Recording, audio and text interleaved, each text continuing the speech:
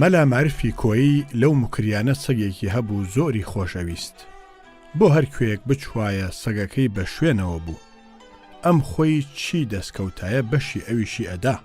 بە کراغا هەبوو لە قەباکەندی ڕۆژێک پێ ئەڵێ مامۆستا ئەم سەگەت بۆچی ئەوەندە خۆش ئەوێ لەگەڵ ئەوە شاگڵاوە.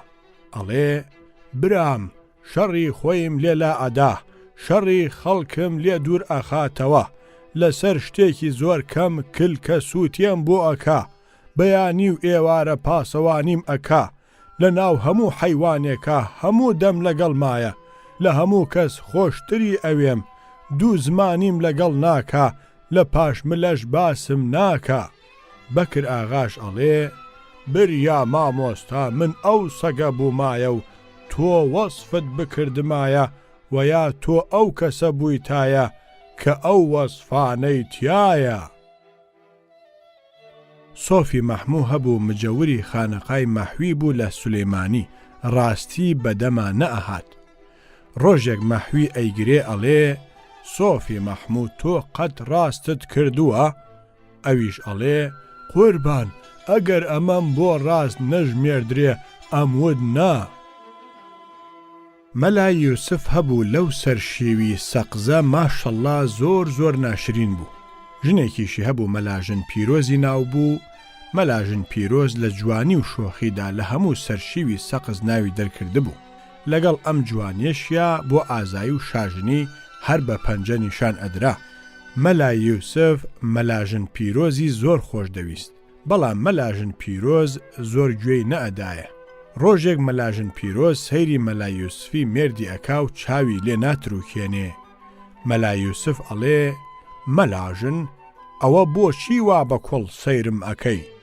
مەلاژن پیرۆز ئەڵێ باوکی محەممەد ئەزانم خوا هەردووکمان ئەخاتە بەهەشت و لەوێشا هەر پێکەوە ئەبین. ئەڵێ چۆن بە چیا ئەزانی؟ ئەڵێ تۆ لەسەر شوکرکردنت بە من، منیش لەسەر سەبرکردنم بە تۆ، خوا جەزای شکر و جەزای سەبر هەردووکی ئەداتەوە. حاجی مەلا عەبدوڵڵای جەلیزادەی کۆیە ئەچێت بۆ بەغدا بەناوبانگی موفتی زەهاویەوە بۆ چاوپێکەوتن و زیارەتکردنی. پاش ئەم دیدەنیە ئەگەڕێتەوە بۆ کۆیە، ئەمجا خەڵک لێ ئەپرسن قوربان تۆ مەلاتری یا موفتی زەهاوی؟ ئەویش ئەڵێ هەردووکمان مەلاین، ئەوەندە هەیە من شوێن کتێب ئەکەوم، موفتی زەهاوی کتێب شوێنی ئەو ئەکەوێ. لە کوردەواریە دەڵێن ژن مووی درێژە و ئەقڵی کورتە. دەڵێن یەکێ ژنێکی هەبوو دوژمنێکی هەیە. هەروەها دەڵێن باوەڕت بە ژنەکەت هەبێ ئەگەر دایکت چاودێری بکە. وەوتویانە ئەگەر هەور چوولۆ بادینان خۆ هەڵکوتە لۆ کادینان، ئەگەر چوولۆ شارە زور بچۆلۆ ڕێگەی دوور، و هەروەها ئەگەر هەور چوو بۆ بانە بچۆرەیانە، ئەگەر چوو بۆ هەورامان بچۆ بۆ کاروان. شێخ قادری شێخ سەعید لەگەڵ شێخ حەمەغەریبا کێشەیەکیان ئەبێ. شێخ حەمەغەریب لەسەر مڵک شکات لە شێخ قادر ئەکا. لە ژووری مەحکەمە شێخ قادر تووڕە ئەبێ لە شێخ حەمەغەریب، ئەڵێ ئێوە کەی پیاو بوون بەرامبەر بە ئێمە؟ باوک و باپیرتان هەر پیاو ئێمە بوون، وا ئێستا تۆ هاتووی بەرامبەر بە من ڕائەوەستی. شێخ حەمەغەریب ئەڵێ ڕاست ئەکەی باوکم پیاوی باوکت بووە و باپیرم پیاوی باپیرت، چونکە ئەوان پیاو بوون، بەڵام ئێستا تۆ پیاو نیت و کەس نابێ بە پیاوت. ئەو جا سەیساق لەو شارە زورە دۆمی تیادا ئەنیشت. ئەم گوندەش هی وەسمان پاشای جاف بوو. وەسمان پاشا ڕۆژێک بە تایربەگی کوڕی ئەڵێ بچێ سەرانە و مڵکانەی سەیسایەق بسێنێ. ئەویش ئەمەی پێ ناخۆش ئەبێ و کاتێک کە ئەوێ لای وەسمان پاشا دەرچێ ئەڵێ من بە تاوجی خوسرەوی و جامی جەهان بینگەف ئەکەم، تۆ بە ماموری سەرانەی دۆم و خەڕاتم ئەکەی. وەسمان پاشا کە گوێی لێ ئەبێ پێ ئەڵێ برا بگەڕێەوە شاعری خۆت بۆ خۆت و سەیساقی خۆم بۆ خۆم. مەلا محەممەدی بەروێن هەبوو کە بە مەلا قوەیسەن ناوبانگی دەرکرد بوو، دەستی شاعری هەبوو. ئەگەڕا بە ناوی ئەو عەشیرەتی فەوایی و باوەجانیەدا بچوایەتە دیوەخانی هەر کوێخایە کوێخاژن لەبەر ئەوە نەوەک مەلا قوەیسەن بە شعر ناو ناتۆرەیان لێ دەرێنێ خزمەتێکی زۆری ئەکرد. ڕۆژێک ئەوە دەمەدەمی عەسرە و شەستە باران ڕەهێڵە ئەکا ئەچێ بۆ بنکەیەکی باوەجانی هەر لە دوورەوە لە ئاواییەوە چاویان پێ ئەکەوێ و ئەیناسن کە ئەمە مەلا قوەیسەنە. خەبەر ئەدەن بە ماڵی کوێخا کەوا مەلا قوەیسەن هات. کوێخا لە ماڵەوە نابێ، ژن لەرزی لێ دێ کە ئێستا نە نیوەڕوەیە و نە ئێوارە هیچ حازر نییە چۆن مەلا قوەیسەن بەڕێکە. ئەگەر باشیش خزمەتی نەکا زمانەکەی شڕە لەوانەیە حەیایان بەرێ تا ئەم خەریکی ئەم فکرکردنەوەیە ئەبێ مەلا قوەیسەن لە دەرگای دەوارەوە سەرەکا بەژوورە. کوێخاژن ئەچێ بە پێشوازیەوە عەباکەی لێ ئەستێنێ و ئەیکا بە سەنگی دەوارەکەدا. ئاگردانێ ئاگر ئەکاتەوە حەو جۆشی ئەخاتە لاو هەر بە دەوروبەری مەلادا دێ و بە ماریفەت نواندن مەلا لەوانە نییە شەوێ بمێنێتەوە. کوێخاژن ئەچێت تەشبیەکی گەورە هەنگوین دێنێ دوو چنگی چاکی کەرەی ئەخاتە سەر لەگەڵ دەستەبەریەک نانی هەورامیدا بۆیدا ئەنێ پێی ئەڵێ لە ڕێگاوە هاتووی دنیا سارد و بارانە ڕنگ بێ برسیت بێجارێ تۆزێ لەم هەنگوین و کەرەیە بخەرە بەردڵت بۆ ئێوارەش خرتێک ئەکوژینەوە. ئەشزانێ مەلا نامێنێتەوە بۆ ئێوارە بەڵام ئەم هەموو ماستاوکردنە هەر بۆ ئەوەیە کە مەلا زەمیان نەکا. مەلا لەبەر ئەوە برسی ئەبێ ئەوەندە هەنگوین و کەرە ئەخوا حتا لە لوتی دێتەوە و هەنگوین ئەیگرێ ڕەب لێی ڕائەوەستێ. لە پاش ماوەیەک تۆزێ دێتەوە سەرخۆی و ئەڵێ عەباکەم بۆ بێنە ئەڕۆم. کوێخاژن ئەڵێ بە قوربان چۆن ئەڕۆی؟ تۆ فەرم و بەرەکەتت هێناوە ئەبێ ئیم شەو لێرە بیت کوێخاش دێتەوە لە خزمەت تا ئەبێ. ئەڵێ عەباکەم بۆ بێنە ئەبێ بڕۆم ئەم شعرەش بدە بە کوێخا. وە تیکەی هەنگوین پەنگی چنێمۆ ئاوی چێیی داوە گونێمۆ. معناکەی ئەوەیە ئەڵێ بە پارویەک هەنگوین هەناسەی لێ بڕیم ئاوی ساردی دا بە گونمەوە. ئەمەش ئیشارەیە بەوە ماین دێتە فاڵ بیانەوێ ئێستری ببێ نێرەکەری ئەخەنە سەر. جا ئەگەر ئەوە نێرەکەر زۆر لێی پەڕی دێنن ئاوی سارد ئەکەن بە کێر و گونیا بۆ ئەوە ئیتر لێی نەپەڕێ وا دیار بوو کوێخاژن ئەم هەموو ماستاوەی بۆ مەلا قوەیسەن کرد هیچ کەڵکی نەبوو. دەنگ وایە موفتی زەهاوی وتوویە ناڵی ئەم هۆنراوەی بۆ ئەو وتووە ئەحوەلی تەفرەقە نەزەر تەقویەتی سەبەب ئەکا عارفی وەحدەت ئاشنا لەم قسەیە ئەدەب ئەکا. هەروەها قسەکەی موفتی و هۆنراوەکەش جگە لە معناکەی خۆی ئەوەش ئەگەیەنێ کە موفتی خێل بووە. حاجی مەلا عەبدوڵڵای جەلیزادە بەینی لەگەڵ موفتی زەهاویدا زۆر خۆش ئەبێ. موفتی زەهاوی ناوی محەممەد و کوڕی ئەحمەدە 98 ساڵ ژیا. حاجی مەلا عەبدوڵڵا ئەچێ بۆ زیارەتی دۆستی کۆنی موفتی زەهاوی. لە دیوەخانی موفتیدا دائەنیشن و گەلێ لە عالمەکانی بەغدا لە دیوەخانەکەدا ئەبن. حاجی مەلا دێت بە تعریفیدا وەصفی ئەکا موفتیش لەو لاوە دانیشتووە سەری داخستووە. ئەمجا حاجی مەلا باسی مەسائلی علمی ئەکا لەگەڵ تعریفەکەی موفتیدا. بە موفتی زەهاوی ئەڵێن قوربان گوێت لە قسەکانی مەلا عەبدوڵڵایە. موفتیش ئەڵێ من بۆ قسەکانی کاکەوڵا گوێم خێلە. ئەمە گوزارشتێکە تەنها موفتی زەهاوی وتوویەتی خۆی خێلی بۆ چاوە. چاو کە خێل بوو شتێک بە دووشت ئەبینێ.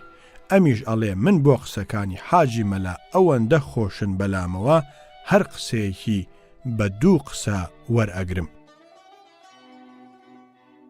ئاڵتون ئەفەندی هەبوو لە گاورەکانی سولەیمانی بوو پیاوێکی باڵا بەرزی باریکەڵا کەوایەکی درێژی ئەکردە بەری قایشێکی باریکی ئەکرد بە پشتێن سەدارەیەکی ئەکردە سەری دەستی ئەخستە پشتیەوە وردە وردە لە گەڕێکی گاورانەوە ئەچوو بۆ ناو بازار. لیان ئەپرسی ئاڵتون ئەفەندی ئەو ئاەتە لە قورئانە کە ئەفەرموێ فەئەلهەمەها فوجورەها وەتەقواها معنای چییە؟ ئەویش بەبێ وەستان ئەیوت یانی هەڵمەتی برد و فڕوجەکەی گرت و قوتی دا. ئەیانوت ئەی ئەلەم تەڕە کەیفە مانای چییە؟ ئەیوت ئالەم تەڕە کەیفە.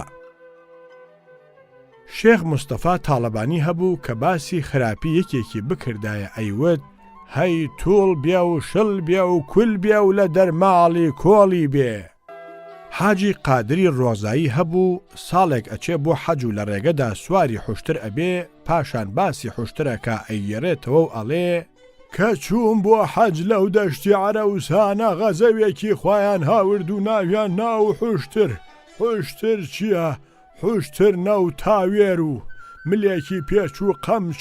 ئەو ساڵە چوو بوومە دیوەخانەکەی سەیەحمەی بابە ڕەسوڵ لە سولەیمانی شتێکیان بۆ هاورد پیانەوت نیێرگەلە شتێکی پێچی پێوە و ئەتوت سوجەماری شارە زورە لە باتی ئەوە بکیفێنیە قۆرتە قۆرتی لێوە ئەها ملی ئەو حوشترەش لەو مار پێچە چوو لە باتی ئەوە قۆرتە قۆرتی لێوە بێ بۆڕەبۆڕی لێوە هات هەرەوەنە بەرز و ئەتوت چوار هەسوونت خستگەسە سەر یەک کاورایەکی گولەکەی عەرەبی لەگەڵا و هەر لەگەڵ پێ ئەوت یەخ خێرا پخی ئەکرد کاورا بە منی وت ئەوێ سواروی منیش چووم سواری بووم ئەمجا کاورا پێی وتەوە خی ئەوە نەمزانی حوشتر کەوتە جوڵە بۆ ڕێژی کرد لمۆزی تون کرد لە زەوی پاشەڵی بەرز کردووە پاشان هەرتوو دەستی بە دوو جمگەوە خود کردووە سەیرم کرد من کەوتمە شەک و شوەک وا خەریکم ڕوە و ئازمانە چم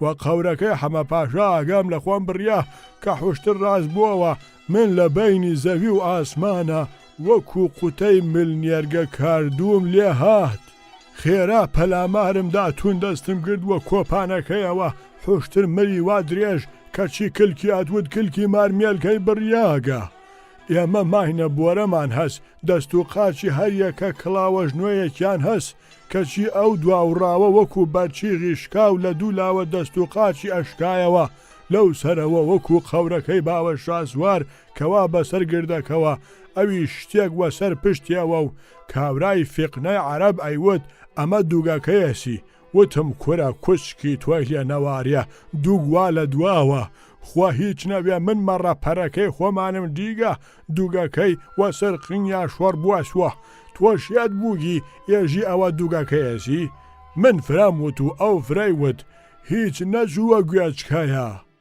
دوو گوێ بچکۆلەی وەکو گوێچکە مشکی هەبوو کاوێژیە کرد وەکو گا کەچی پشقلیا کرد وەکو بزن ئەی بەردی لێ نەوارێ بۆ دابایوە خۆ لەو سەرەوە من زیڕەم کرد و خوا بکە ئەوەی دوژمنیشتە تووشی غەزەوی وا نەوێ بۆچی ئەم وێرە جیقە بکەم کاورای فیقنەش هەر پێیەوتم خاڵە حاجی وا نزیک بوویگە سووە لە خوا کە چوویتە کاوە بە تەواوی ئەچیتە ماڵی خوا وتم ئۆ برا بەڵا لە خۆت و لەم نزیک بوونەوە و لە ماڵی خوادا ئەگەر ئەم جارە ڕزگارم بوو لەم غەزەوی خوایە و بە ساغی گەیشتمۆ ژێردەوارەکەی دەشتی ژارە زور جارێکی کە من وێت و تۆوە بکەم گووی وا نەخۆموە.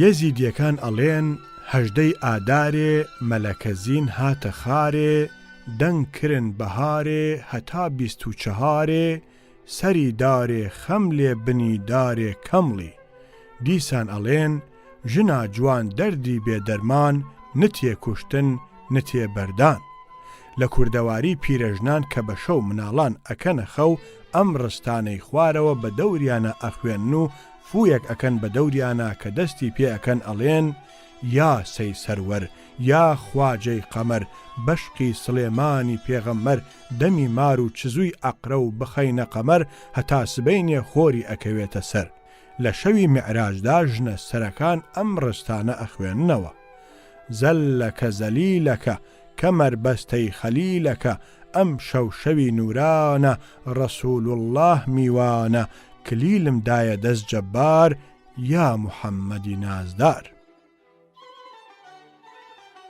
لەو وڵاتی شێخان و بادینانە فەلەیەکی زۆر لەوێ دانیشتە بوون هەموو گوندەکان هەر فەلە بوو مست و ئاغا هەبوو لەو دەوروبەری ئامێدیە ئەم مست و ئاغایە هەموو دەستە و عەشرەتەکەی هەر ئەوە بوو کە لە گوندەکەی خۆیان بوون فەلەکانیش زیاتر لە 100 گوندیان هەبوو مستواغا بربەرەکانەی ئەو هەموو فەلانەی ئەکرد هەرچەند پەلاماریان ئەدا هیچیان پێ نەکرا ئەمیش کە پەلاماری ئەوانی ئەدا زیانێکی زۆری لێ ئەدان و کوشتارێکی فراوانی لێ ئەکردن گەورەی ئەم فەلانەش مارشەمعون بوو گەلێ ساڵ ئەم دوژمنایەتیە درێژەی کێشا فەلە لەگەڵ مستواغادا هیچیان پێ نەکرا لە ئەنجامە مارشەمعون وتی ئێمە هەموو لەم وڵاتەدا دانیشتوین ئەم شەڕ و ناکۆکیە تاکەی درێژە بکێشێ لە بینمانە چاکتر بووە هەردوو لامان ئەوەیە ئاشتی بکەوێتە بینمانەوە هەستا بەخۆی و سەد سوارێکی فەلەوە هات بۆ ماڵی مستواغا و خزمەتێکی باش کران لە پاش ماوەیەک والی مووسڵ ناردی بە شوێن مستواغادا و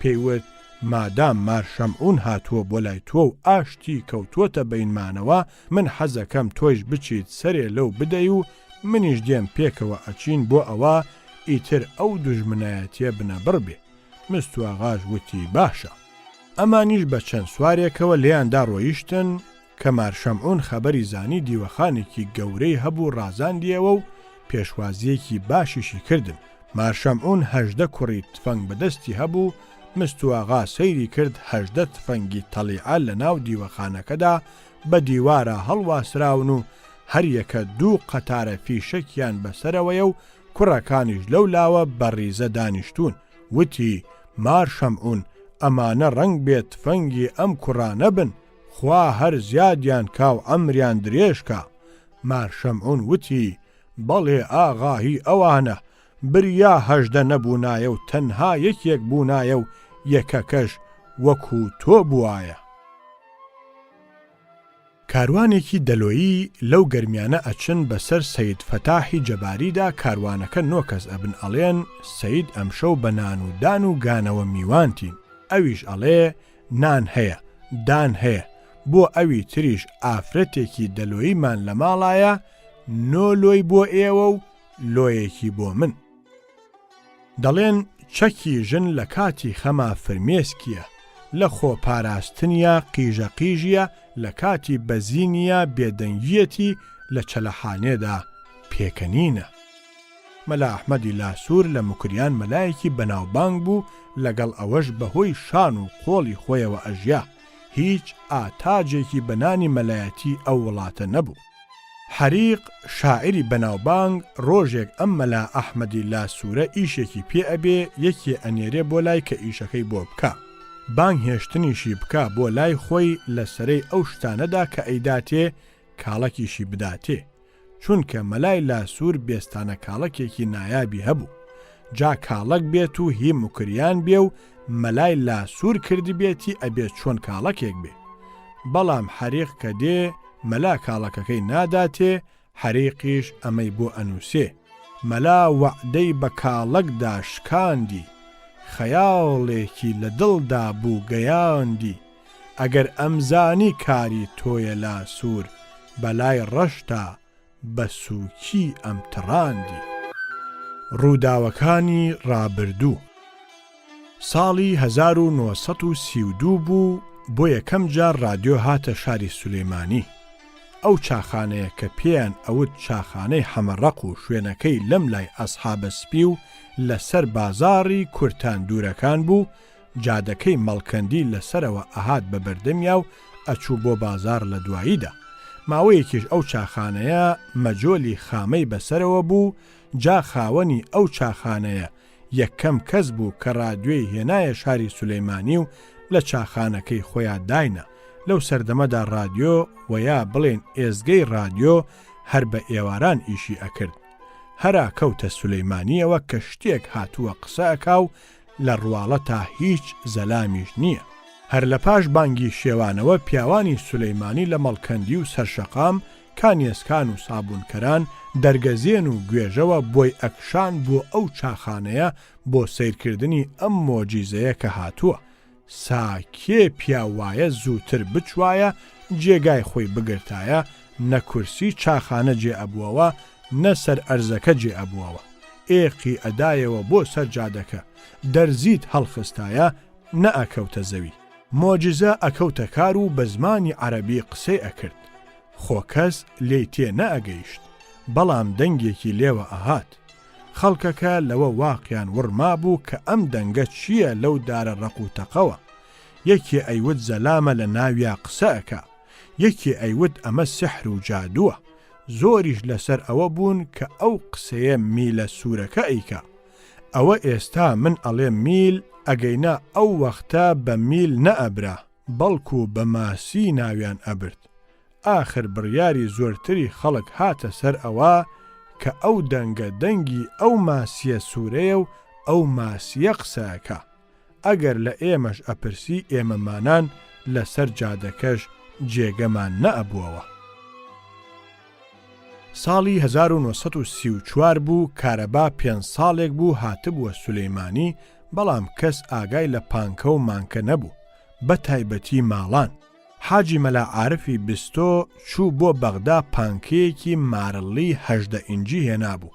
ئەوە یەکەم جار بوو پانکەی مێز بێتە سولەیمانیەوە. حاجی مەلا عارف ماڵەکەیان لە ژوور خانەقای مەحوی و لە خوار مزگەوتی خومخانەوە بوو، با بڵێن بەسەر جادەکەی ئەو وەختە. حاجی مەلا عارف پیاوێکی دەوڵەمەند بوو، خانووەکەی خانوبەرەیەکی چاک بوو، حەوشەیەکی گەورە بە خشتی سوور فەرش کرا و حەوزێک لە ناو حەوشەکەدا. خانووەکە 2 نهۆم بوو، هەموو ژوورەکان کەوتبوونە باکۆڕی حەوزەکەوە. نهۆمی خوارەوە سەرتەنور و ژووری زەخیرە و شتە بوو. نهۆمی سەرەوە ژووری نووستن و دانیشتن و کەلەگی بوو. بەرهەیوانێک لەبەر کەلەگیەکەدا بوو، ئەیڕوانی بەسەر حەوزەکەدا، بە چەند پێپلیکانەیەک لە حەوشەکەوە ئەچووە بەرهەیوانەکە. دنیا هاوین بوو. حاجی مەلا عارف لەسەر پایەندازی و یا بڵێن لەسەر شەرەفی ئەم پانکە ناوازەیە کە ئەو هێناویە بۆ ماڵی خۆیان، بانگهێشتێکی نان خواردنی ئێوارەی کرد بۆ هەندێک لە دۆست و برادەرەکانی بۆ ئەوە پانکەیان چاو پێ بکەوێ. خۆیشی پیاوێکی دڵتەڕ و لەگەڵ دڵتەڕیەکەشیا بەدەسەڵات بوو.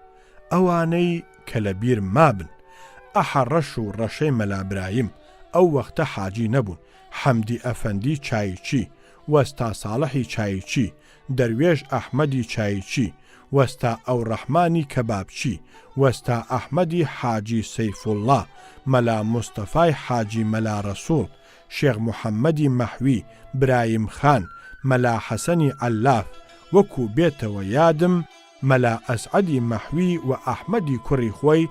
ئەمانە و گەلێکی تریش بەڵام لە بیرم نەماون، دیارە منیش لەوێ بووم.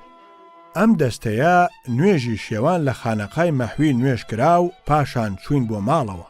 کە چوین سەیرەکەین، کورسی بە 3 لای حەوزەکەدا دانراوە. لای دیواری ڕێگان نەبوو. ئەو کورسیانە کە ئێستا پێڵێن قەنەفا، کورسیەکان ئەوەندە زۆر بوون، ئەم هەموو خەڵکە کە زیاتریش بوون، هەموو گیان بووەوە 1-2 گڵۆب لەبەر هەیوانەکە ئەسووتا. لە پاش ئەوە کە دانیشتین، سەیرمان کرد شتێکی بنخڕی کەمەردار بەتەل لە بەردەمی هەیوانەکە دانراوە. 3-4 پەڕی وەکو گوێچکە تەنەکەی سپی کەوتوتە ناو کەمەتەلەکەوە و لوتی تۆزی ڕوە و سەر حەوزەکە شۆڕ کردوێتەوە. هەمومان لەو شتە بەڵاجەویە سەرسام مای. حاجی مەلا عارف خۆی وتی پانکەکە ئەمەیە. ئەمجا وردە وردە بە قاڵدرمەکانە سەرکەوت، چوو بەلایەوە شتێکی وەکو تەنافی بە دەورا پێچرا بوو، لێنەوی سەرەکەی لە شوێنێکی تر قایم کرد. تۆمەز ئەمە سەری پلاکەکەی بوو، کردی بە شوێنی پلاکی دیوارەکەدا و لەو لاوە دەستی نا بە دوگمەکەیە. کوت و پڕ ئەم شتە بەڵاجەویە کەوتە جوڵە جوڵ و سوور خواردن بەملاو بەولادا. ئەم عالەمە هەموو واقی وڕما و سەری لێ تێک چوو، هەندێکیان ئەترسان. ئەوەندەمانزانی نەرمەبایەکی لێوە پەیدا بوو، هات بە ڕوومانە. هەر ئەو نەرمەبایە ئەیدا لەسەر حەوزەکە، ئاوەکە وردە شەپۆلی لێ پەیدا بوو، گڵۆپەکان بوون بە 1000 گڵۆپ. ئیتر نان و مانمان لەبیر چووەوە. هەر خەریکی سیرکردنی ئەم غەزەبی خوایە بووین. ئێجگار لەوە سەرمان سوڕما بوو، چۆن دەمێک بەو لادا لا ئەکاتەوە و پاشان بەم لادا. لە ئەنجامە حاجی مەلا عارف بە زۆر هەڵی ساندین، وتی نانەکەتان سارد بووەوە. لە ڕاستیدا نانێکی چاکی دروست کرده بوو.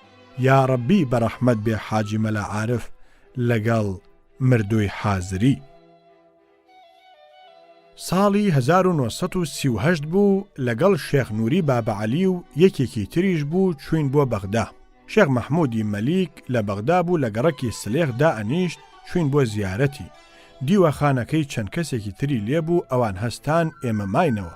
لە فەڵەستینەوە هێشوویەکی دەنگ درێژیان بە دیاری بۆ شێخ هێنا بوو پێیان ئەوت مۆز. شێخ سەرودەنکی داینێ بیخۆین. بە دەستیەوە داماین نەمان ئەزانی چۆنی بخۆین و چۆن ئەخورێ. شێخ هەستی پێکرد خۆیشی دەنگێکی هێنا لە بەرچاومانە پاکی کرد و خواردی وتی ئاوا ئەخورێ. ئێمەش دەستمان کرد بە پێکەنین و وتمان یا شێخ بەخوا سولەیمانی تا ئێستا شتی وای نەدیوە. خوا و ڕاسان لەو کاتەدا فەرەجی ڕەشان بە بەرچنەیەکی گەورەی ڕێواسەوە کردی بەژوورە. بەڵام ئێمە مۆزەکەمان خواردبوو دەستمان بە لێویشمانە هێنا بوو. بەرچنە ڕێواسی لەو لاوەدانا و هادانیشت. شێخ چاک و چۆنی لەگەڵا کرد و فەرمووی فەرەج ئەوە چیت هێناوە؟ وتی قوربان نەختێ ڕێواس. شێخ وتی بیهێنن. لەو کاتەدا کە بەرچنەکەیان هێنا دووسێ عەرەب و هەندێ ئەفەندی و هەندێ عەگاڵ بەسەر لە شێخەکانی عەرەب پاش سەلام دانیشتن. شێخ کە ڕێواسەکەی بەدەستەوە بوو هەر یەک سەر و ڕێواسی دا بە هەمومە. کابرای عەرەبەکان تۆزیە سەیریان کرد و هەر بەو جۆرە بە توێکڵەوە بەربوونە خواردنی. ئەمجا ئێمە پاکمان کرد و خواردمان. عەرەبەکان زۆر تەریق بوونەوە. هەر ئەیانوت شن و هاذا. بەڵام قسەی خۆمان بێ ئێمە عاقڵتر بووین.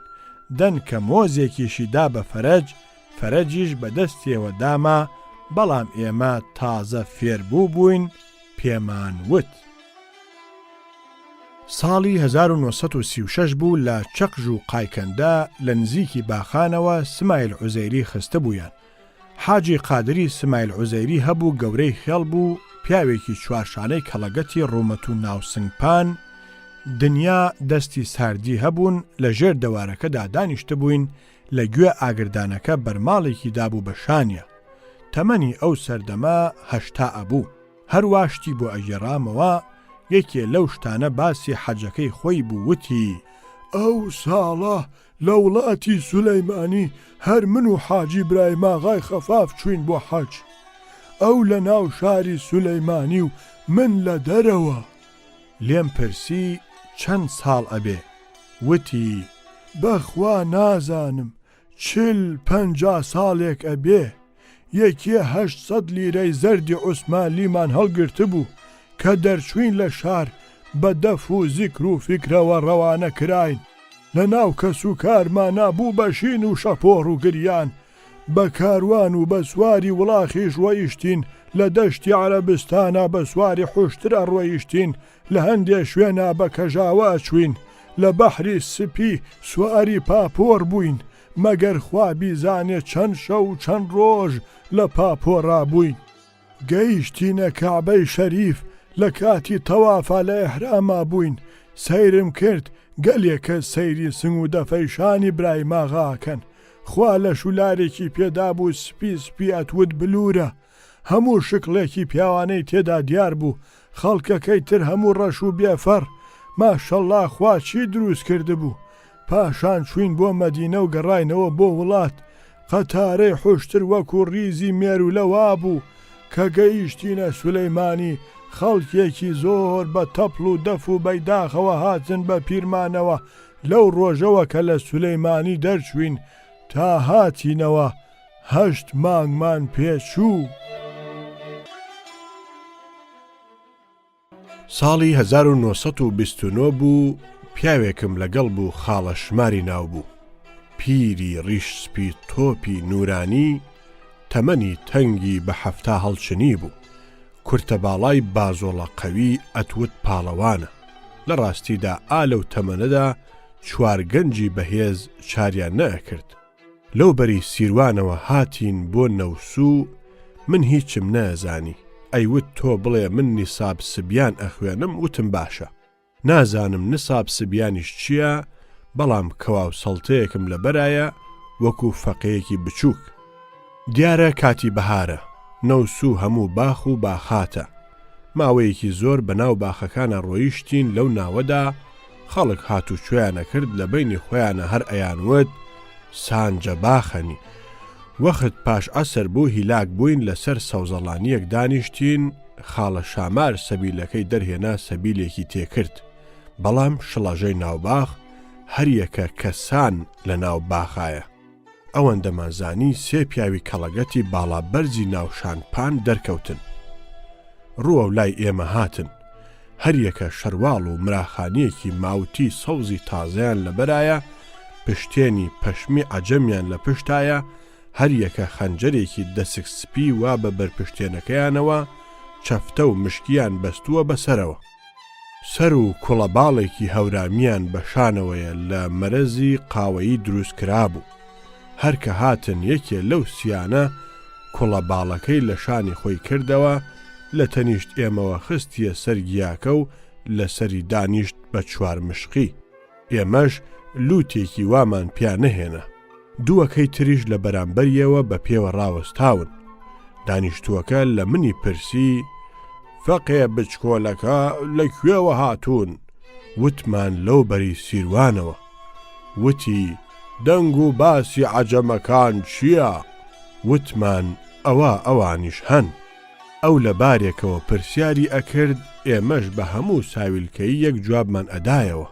ڕۆژ درەنگ بوو هەستا ڕۆیشت، لە کاتی ڕۆیشتنا وتی کە هاتنە ناو دێ بچنە دیوەخانی سان. ئەو ڕۆیشت و ئێمەش بە شوێن ئەوە هەستاین، زۆر بە پەرۆش بووین بۆ بینینی سان. کابرایەک لەو نزیکە بێڵێکی بەدەستەوە بوو، گۆلی ناوباخەکەی چاک ئەکرد، چاوی لێبوو کە ئەو پیاوە لای ئێمە دانیشت لێمان پرسی، هەر ئەڵێن سان لە ناو باخە، کوا خۆ دیار نییە. کابرا لە من مۆڕ بووەوە و هیچ سێودووی لێ نەکرد، تفێکی لێ کردم و وتی یانەت وێران بووە، ئانە سان بیەن جەلاد نیشتە بێ.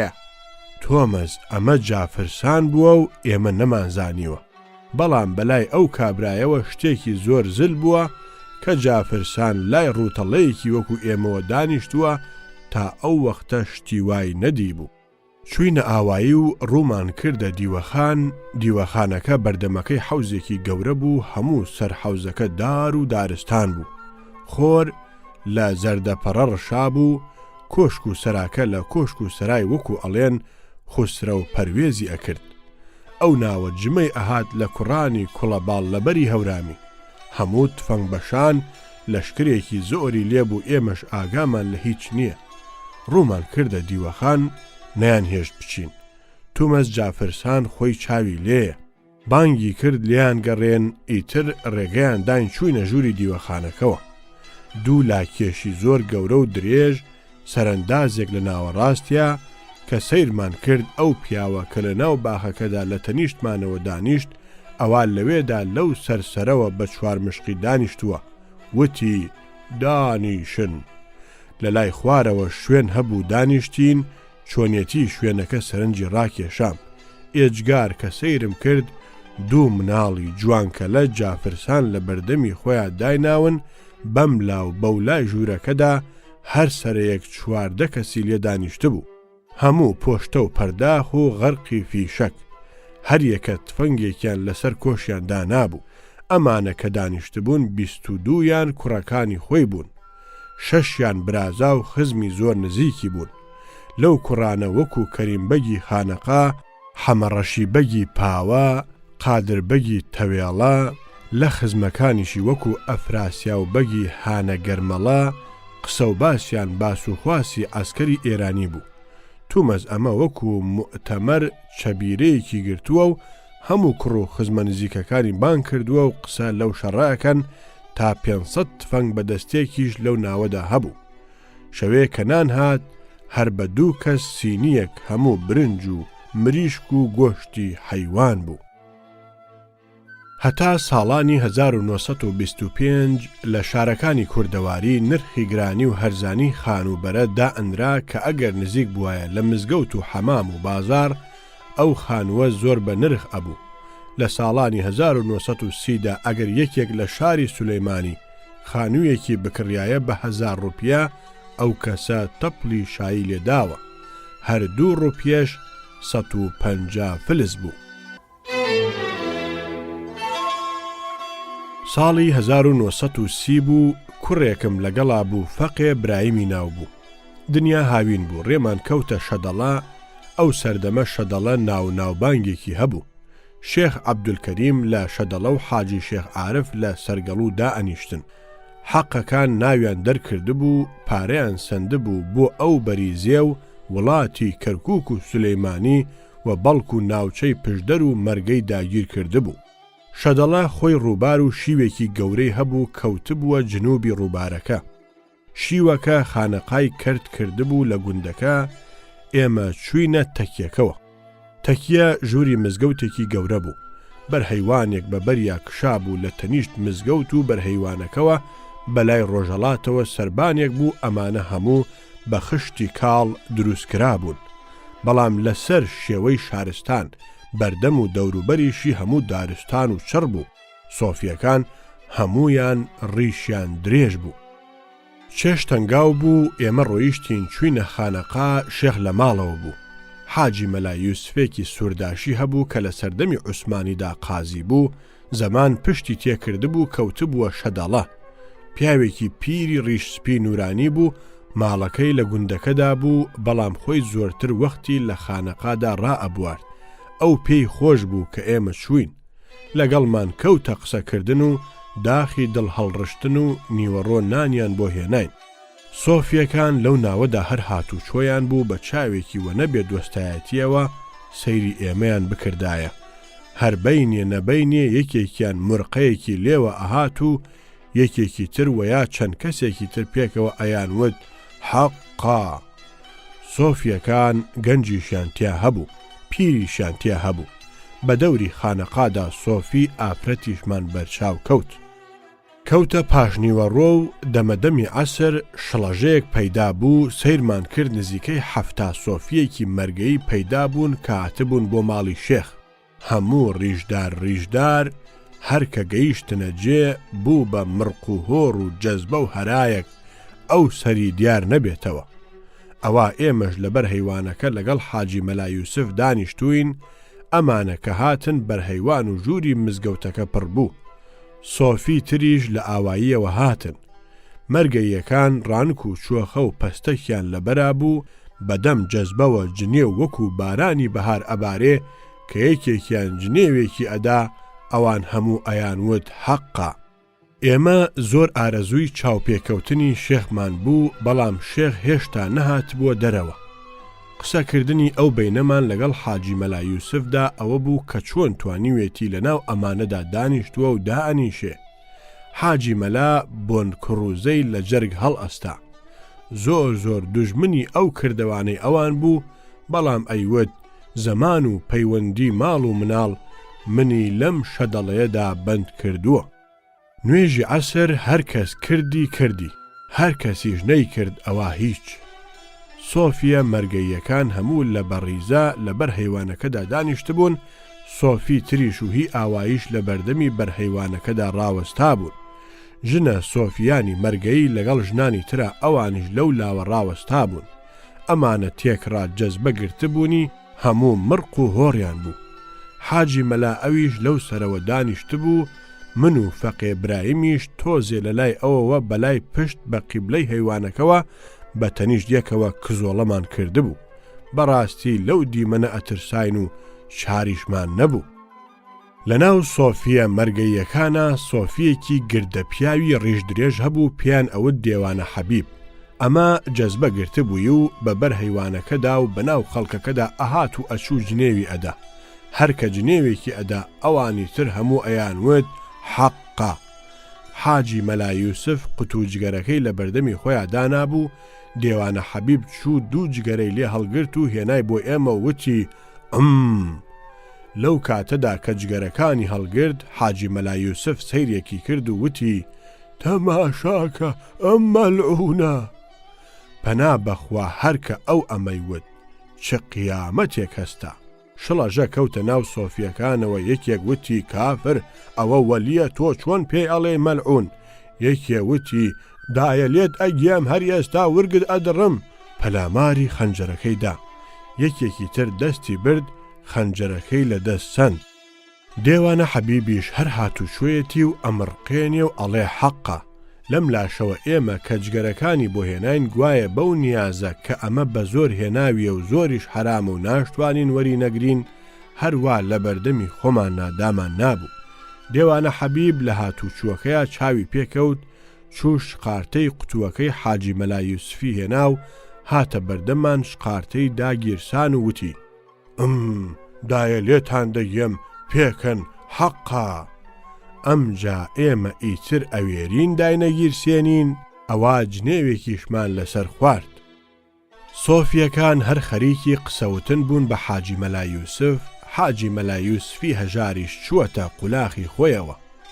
یەکێ لە سۆفیەکان ڕووی کردە حاجی مەلا یوسف وتی ئەهاو سەر سپیەی ڕیش پۆزە تۆ بە دێوانە حەبیب دەڵێ مەلعون؟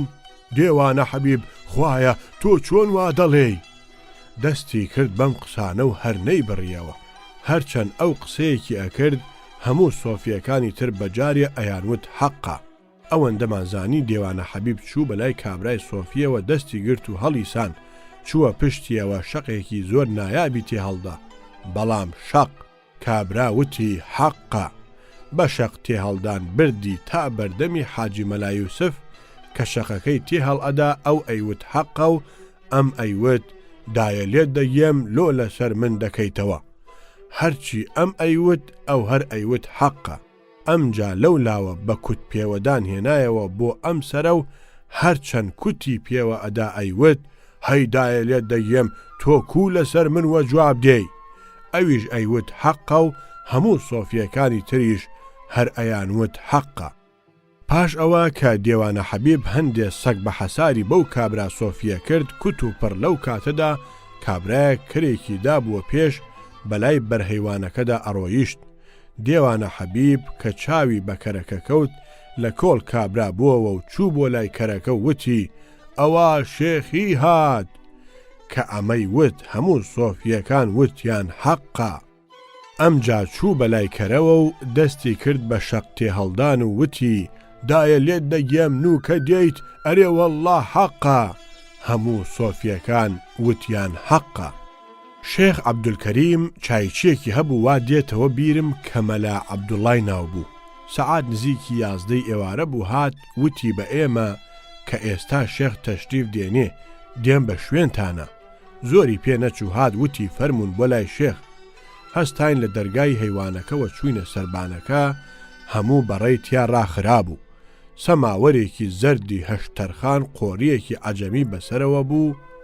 ئیستیکانەکان لە ناو سینیەکە لە بەردەمیا دانرابوون. دوو سێ دۆشەکیش لەو سەرە ڕاخرابوون. کەسی لێ نەبوو هەر مەلا عەبدوڵڵا بەلای سەماوەرەکەوە ڕاوەستا بوو. ماڵی شێخ نووسا بوو بە سەربانەوە. شێخ کە لە ماڵ ئەهاتە دەرەوە بۆ خانەقا لەوێوە سەر ئەکەوت. ئێمە لەسەر بەڕێیەک لەم لای دۆشەکەکانەوە دانیشتین. ها زۆری پێ نەچوو شێخ دەرکەوت بە پێپلیکانی ماڵەکەی خۆیانە سەرکەوت بۆ سەربانەکە. شوێنی سەربانەکە وابوو سێ لای بە دیواری ژووری خانەقا و بەرهەیوان گیرا بوو.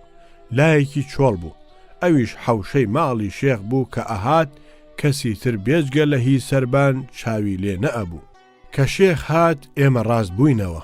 شێخ عەبدولکەریم پیاوێکی کەڵەگەتی باڵابەرزی ناوشان و سنگپان تەمەنی ئەو سەردەمە 40 تا 45 ساڵ ئەبوو.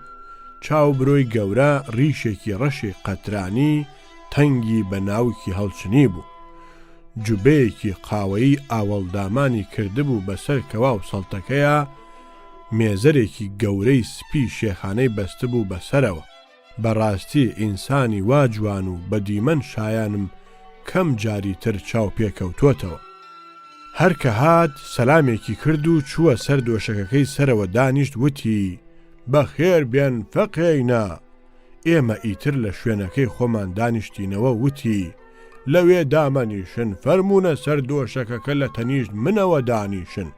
ئێمەش چووینە ئەو شوێنە و مەلا عەبدوڵڵا چای تێکرد هێنای بۆ هەر سێکمان. پاشان بە مەلا عەبدوڵڵای وت حاجی مەلا یوسفیش بانگ بکە. ئەویش هات دانیشت. سۆفی پیانزانی کە شێخ لە ماڵ دەرکەوتووە و هاتووە لەوێ دانیشتووە، بوو بە مرق و هۆڕ و هەرا پەلاماری سەربانیان ئەدا، بەڵام ڕێگا نەبوو بێن. جنێویان بەدەم جەزبەوە ئەدا وەکو گەڵای دار. یەکێ ئەیود دایە لێت دەگێم چما خۆش شاردیتەوە، یەکێ ئەیود هۆ هۆریش کلکە کسۆک لە دینت بەم، یەکێ ئەیود چما دەرناچی هەر ئەبێ لە ژنت بەرم. لەم جۆرە شتانە هەر زۆر زۆر لەم وەختەدا ئەوەم هاتەوە بیر کە لە شوێنێکە سەگەڵ دەوری ماڵێک ئەدەن و ڕێگانیە بچنە ژوورەوە بۆ کابرای غەریب بیخۆن، هەر پەلاماری دار و دیوارەکە ئەدەن. ئەوەشم بەلاوە وابوو. شێخ ئەم هەموو شتانەی گوێ لێ ئەبوو، سەری داخست بوو بەدەم سەرداخستنەوە وردە وردە قسەی بۆ ئێمە ئەکرد. ئەمانەی بەلاوە شتێکی وانە بوو، وای پیشان ئەدا کە ئەمانە جەزبەی سۆفێتی گرتوونی و ئاگایان لە خۆیان نییە. من ئەو وەختە تۆزێ زیتەڵە و قسە قوت بووم. خۆمم پێڕا نەگیرا، وتم یا شێخ ئەمە چییە، چه حاڵێکە؟ وتی ڕۆڵە، ئەمە لە حاڵی جەزبەدان، ئەو قسانە کە ئەیکەن ئاگایان لە خۆیان نییە. وتم یا شێخ ئەمە مەسەلە یەک کەس و دوو کەس نییە، ئەمانە هەموو ئەو ڕێگایە کە گرتوویانە و نەبێ ڕێگایەکی باش بێ، دوور نییە لە ئەنجامە خراپتر بن. تۆ ئیشێکی وا بکە جڵەویان بگرەوە. هەندێک قسەی کرد، من هەر بووم نەسەلمان. کاتی بانگی شێوان هات، بانگیاندا، شێخ هەستا ڕووی کردە ژووری مزگەوتەکە و ئێمەش هەستاین. هەر کە دەرکەوت بۆ ژووری مزگەوت پەنا بەخوا، بوو بە چ قیامەتێک. لە دەنگەدەنگی سۆفی و سۆفی ژن ئەو ناوە بوو بە ڕۆژی قیامەت. ئەوەم لەبیر نەبوو بێڵێم پێشووتر هەر کەس هەر جنێوێکی ئەدا بەجارێ ئەوانی تر ئەیانوت حەقە. یەکێ تەقەی لە شتێکەوە بهێنایە بەجارێ 100 کەس ئەیوت حەقە. سەر لە ئێوارە بوو کەر ئەیزەڕان ئەیانوت حەقە. بە کورتی هەر کەس هەر شتێکی بکردایە و هەر شتێکی بووتایە ئەوانی تر ئەیانوت حەقە. یەکێک سەبیلی ئەکێشا، یەکێکی تر ئەیدا بەژێردەستیا ئەیوت حەقە. خێرا شێخ وتی قامەت بکەن. یەکێ قامەتی کرد و شێخ خۆی پێشنوێژی کرد. هەرکە ئەو وتی ئەڵڵاه ئەکبەر، هەمویان وتیان حەقە. مزگەوتەکە گەورە بوو، پڕ بوو. ئەمجا کە ئەوانیش نیەتیان هێنا لە نوێژەکەدا نیزامی نوێژ نەما. یەکێ لەو پەڕەوە مرقەیەکیە کرد، یەکێ لەم پەڕەوە ئەیوت حەقە. هیوا هەبوو لە ڕیزێکی دواترەوە بوو، شەقێکی لەوەی بەردەمی خۆی هەڵئەدا ئەیوت حەقە. سۆفیەک لە پشت شێخەوە بوو، شەقێکی لە نوێژەکەدا لە شێخ هەڵدا، هەموو ڕیزی پێشەوە کە چاویان لێبوو وتیان حەقە. ئەوانی تر کە گوێیان لەمان بوو ئەوانیش بەجارێ وتیان حەقە. بەم جۆرە نوێژی شێوان کرا و شێخ گورج گەڕایەوە بۆ سەربانەکە. ئێمەش زوو گەڕاینەوە، بەڵام من زۆر ئەترسام و زۆریش لەم کارە ساتە دڵگران بوو بووم. ها خەیاڵ نەکەی شەقیان تێ هەڵ نەدابووم، بەڵام لە شەق تێ هەڵدان ئەترسام. کە هاتینەوە وتم یا شێخ بەخوا ئەمە حاڵ نییە. شێخ ئەم جارە ئەوەی درکان وتی کاکە فەقێ لە دەست دەرچوون و چار ناکرێن. نانیان هێنا، نانمان خوارد، نوێژی خەوتنانیشمان وەکو نوێژی شێوان کرد. پاشان چووەوە بۆ ماڵەوە، بە مەلا عەبدوڵڵای چاییچی وت مەلا عەبدوڵڵا ئاگاد لەم فەقێیانە بێ. کە شێخ چووەوە مەلا عەبدوڵڵا هات دانیشت و چاشی بۆ هێناینەوە. لە دەرەوە دەنگەدەنگی ژن و پیا و هەر زۆر زۆر بەرز بووەوە. وتم ئەوە چییە؟ مەلا عەبدوڵڵا وتی ئەوە سۆفیەکان شوغڵ ئەکەن. شوغڵەکە ئەوە بوو ژن و پیا و تێکەڵ ئەبوون و های و هویانە کرد گوایە ئەمە زیکر ئەکەن، بەڵام ئەوان پێیان ئەوت شوغڵ. ئەمجا هەنێ سرم خستە سەر مەلا عەبدوڵڵا، ئەمە چۆن وا ئەبێ خۆ تۆ مەلایت، کەی ئەمە بە چاودینەوە دروستە؟ وتی تۆ وا مەزانە، ئەوە هەر بە دوو کەس کێوێک لە بەینیاندایە، لەشی هیچیان ناکەوێ لەوی دیکەیان و هیچیان گوێیان لە دەنگی ئەوی کەیان نییە. حاجی مەلا یوسفی هەژاریش وەختە بوو شەق بەرێ. ئەو زوو هەستا بە هەر جۆر بوو چووەوە بۆ ماڵی خۆیان. ماینەوە ئێمە و مەلا عەبدوڵڵا. مەلا عەبدوڵڵا هەر لەو سەربانە جێگای بۆ چاکردین بۆ نووستن، هەموو دەرکەی ئەملاو ئەولای داخست. سۆفی پەلاماریان ئەداین جارجار بە جنێودانەوە، بەڵام ڕێگا نەبوو بێن. ئەڵێم نووسن بەڵام نووسنی چی؟ ئەو شەوە تا بەیانی خەو بێت و نەچوەتە چاوی ئێمە، هەم لە ترسی پەلاماردانی ئەوان هەم لە دەنگی مرق و هۆڕیان. وەکو بۆم دەرکەوت ئەگەر بەرپەلیان بکەوتینایە پارچە پارچەیان ئەکردین، چونکە ئێمە فەقێ بووین و ئەوان جەزبە گرتە بوونی. ئەو شەوە دەنگی حەقە ئەچوو بە ئاسمانە، درزێک هەبوو بە دیوارەکە لەوێوە سەیرمانە کرد بە ناوی زیکر و جەزبەوە هەڵ ئەپەڕین و پەلاماری یەکیان ئەدا و ئەیانوت حەقە. سۆزیشیان بەدەمەوە ئەکرد، چاوم پێکەوت پیاوی پیر و ژنی پیر ڕووبەڕووی یەک دەستی یەکیان گرتبوو هەڵ ئەپەڕینەوە، بەو جۆرە زیکریان ئەکرد و ئەیانوت حەقە. بەڵام شتی ترم لیانەوە نەدی. لە ناو ئەوانە وا بڵاو بوو ئەگەر ژن و پیاو لە باخەڵی یەکا بخەون کێو لا بەینیانایە. بەیانی پێش چاخواردن بەبێ ئەوە شێخمان چاو پێ بکەوێ شەدەڵەمان بەجێهێشت. ئاخر و ئۆخری ساڵی 1929 بوو ڕێمان کەوتە گڵۆڵان. گڵۆڵان گوندێکە لە موکریان. شوێنی ئاواییەکە دەشت بوو، لای سەروی کێو بوو، دنیا سەوزەڵانی بوو، مزگەوت و حەوز و سەرا و مەدرسەیەکی باشی لێبوو. مەلاوەهابی نجنەیی مامۆستا و مەلای ئەوێ بوو، سەر بە شێخانی تەوێڵە بوو. کوێخا سمایل هەرچەندە کوێخای گوندەکە بوو، بەڵام پیاوێکی بەدەسەڵات بوو. شانی ئەدا لە شانی ئاغا و بەگزادەکانی ئەو ناوە. دوو کوڕی مناڵی جوانکەلەی هەبوو لە دەوروبەری 14 ساڵانە. ئێمە کە هەفتەیەک لەوێ ماینەوە لەگەڵ کوڕەکانە بووین بە ڕەفیقێکی تەواو. داخی گرانم ناوەکانم لە بیر چووەتەوە. گوندی گڵۆڵانیش زیاتر بوو، ئەو وەختە لە 150 ماڵێکی ئەدا. شایی بوو لە گڵۆڵان، بەڵام چۆن شاییەک. شاییەک بێ هی بەگزادەی دێبکری بێ، حەوت بووک لەو شاییەدا بگوازرێتەوە ئەبێت چۆن بێ. حەوت بووکی ماڵە بەگزادە هەرچێ ئاغاوەت و بەگزادەی دێبکری فەیزوڵڵا بەیی مەنگوڕ مامش هەموو ڕژابوونە ئەو شاییە. ژنە بەگزادە و ژنە ئاغاواتی ئەمانە هەموو لە گڵۆڵان کۆبوونەوە. ژنانی مانگڕوو، گشت پڕحەیا و بە ئابڕوو، لە بناغەدا ئاو هەوای مکریان بەردیش جوان ئەکا نەوەک هەر ئینسان. ئەمجا جوانی لە لەشولار و ڕوومەتی ئافرەتا خۆی دەرئەخا. ئافرەتیش هی مکریانی بێ، هی بەگزادە بێ، هی شادی و زەماوەن بێ، ئەبێ چۆن بێ. ئەم ئافرەتە بە خەرمان لە گڵۆڵانە بەجلی تافتە و قەیفەی زەربەفتەوە کەوتبوون.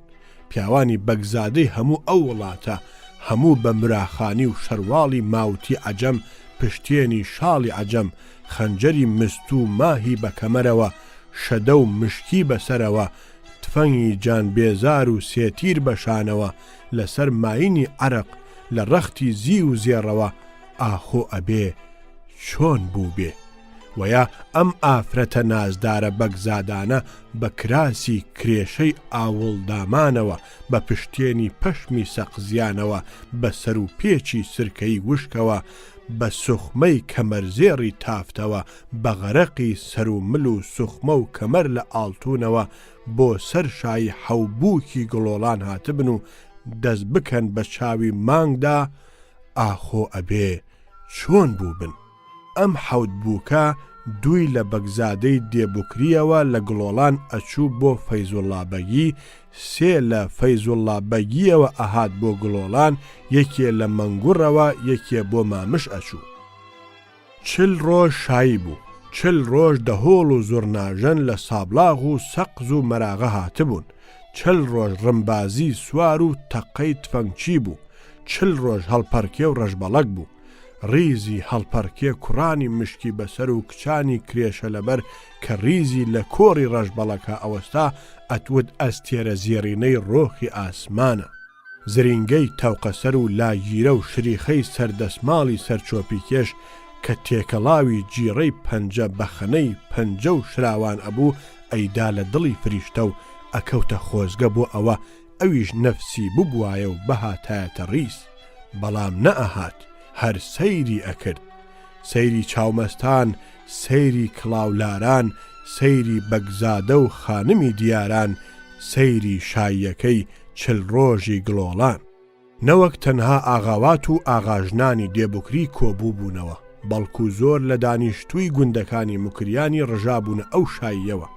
هیچ شەو ڕۆژێک لە 3000 کەس کەمتر لە گڵۆڵان نەبوو. هەموو بەجلی ئاڵوواڵاوە، لەلایەک هەڵپەڕکێ بوو، لەلایەک ڕمبازی سوارانی پۆشتە و پەرداغ بوو، لەلایەک کۆڕی گۆرانی و بەستەی مکریانی بوو، لەلایەک دەستەی چێشتکەران سەرگەرمی نان دروستکردنی ئەو حەشاماتە بوون. هەموو ڕۆژێ 40 تا 50 سەر مەڕ ئەکوژرایەوە. کێ بەکێ بوو؟ هەر ڕۆژێ تا 2000 تاکە تارانی و جووتەی عەجەمی ئەو سەردەمە ئەکرایە شاباشی نازداران و لاوچاکان. پیری مەیخانەش هاتبووە کۆڕی 14 ساڵانەوە تا 50 سەماوەری هەشتەرخانیش لەو لاوە ڕیز کرابوو. نەرمە قریوەی دەنگی هەڵپەڕکێ، شەڕی لوێنە لەگەڵ گوێمەمکێ، جیڕەی شبرەوی کوڕگەلی مکری، دەنگی بەنازی کچی دێبوکری، قریوەی سەرچۆپی ئەچەمایەوە، خێرا تەنیشتی گل ئەدایەوە. ئەمانە هەموو لە دێ گڵۆڵان 40 شەو و 40 ڕۆژ ئەمە بوو حاڵیان. مەلا وەهابی نجەیی کە مامۆستای گڵۆڵان بوو لەبەر ئەم زەماوەن و ڕەشبەڵەکە گڵۆڵانی بەجێهێشت و تاماوەی ئەو 40 ڕۆژە چوو لە دێ حەمامیان دانیشت. فەقێکانی ئەمەیان بە هەلزانی و ئەوان نەچوون. مەلا شەریفی نەوباری هەبوو کە یەکە فەقێی مەلا وەهاب بوو، زۆرتر سەرچۆپی ئەو هەڵپەڕکێ و ڕەشبەڵەکە بەدەست ئەوەوە بوو.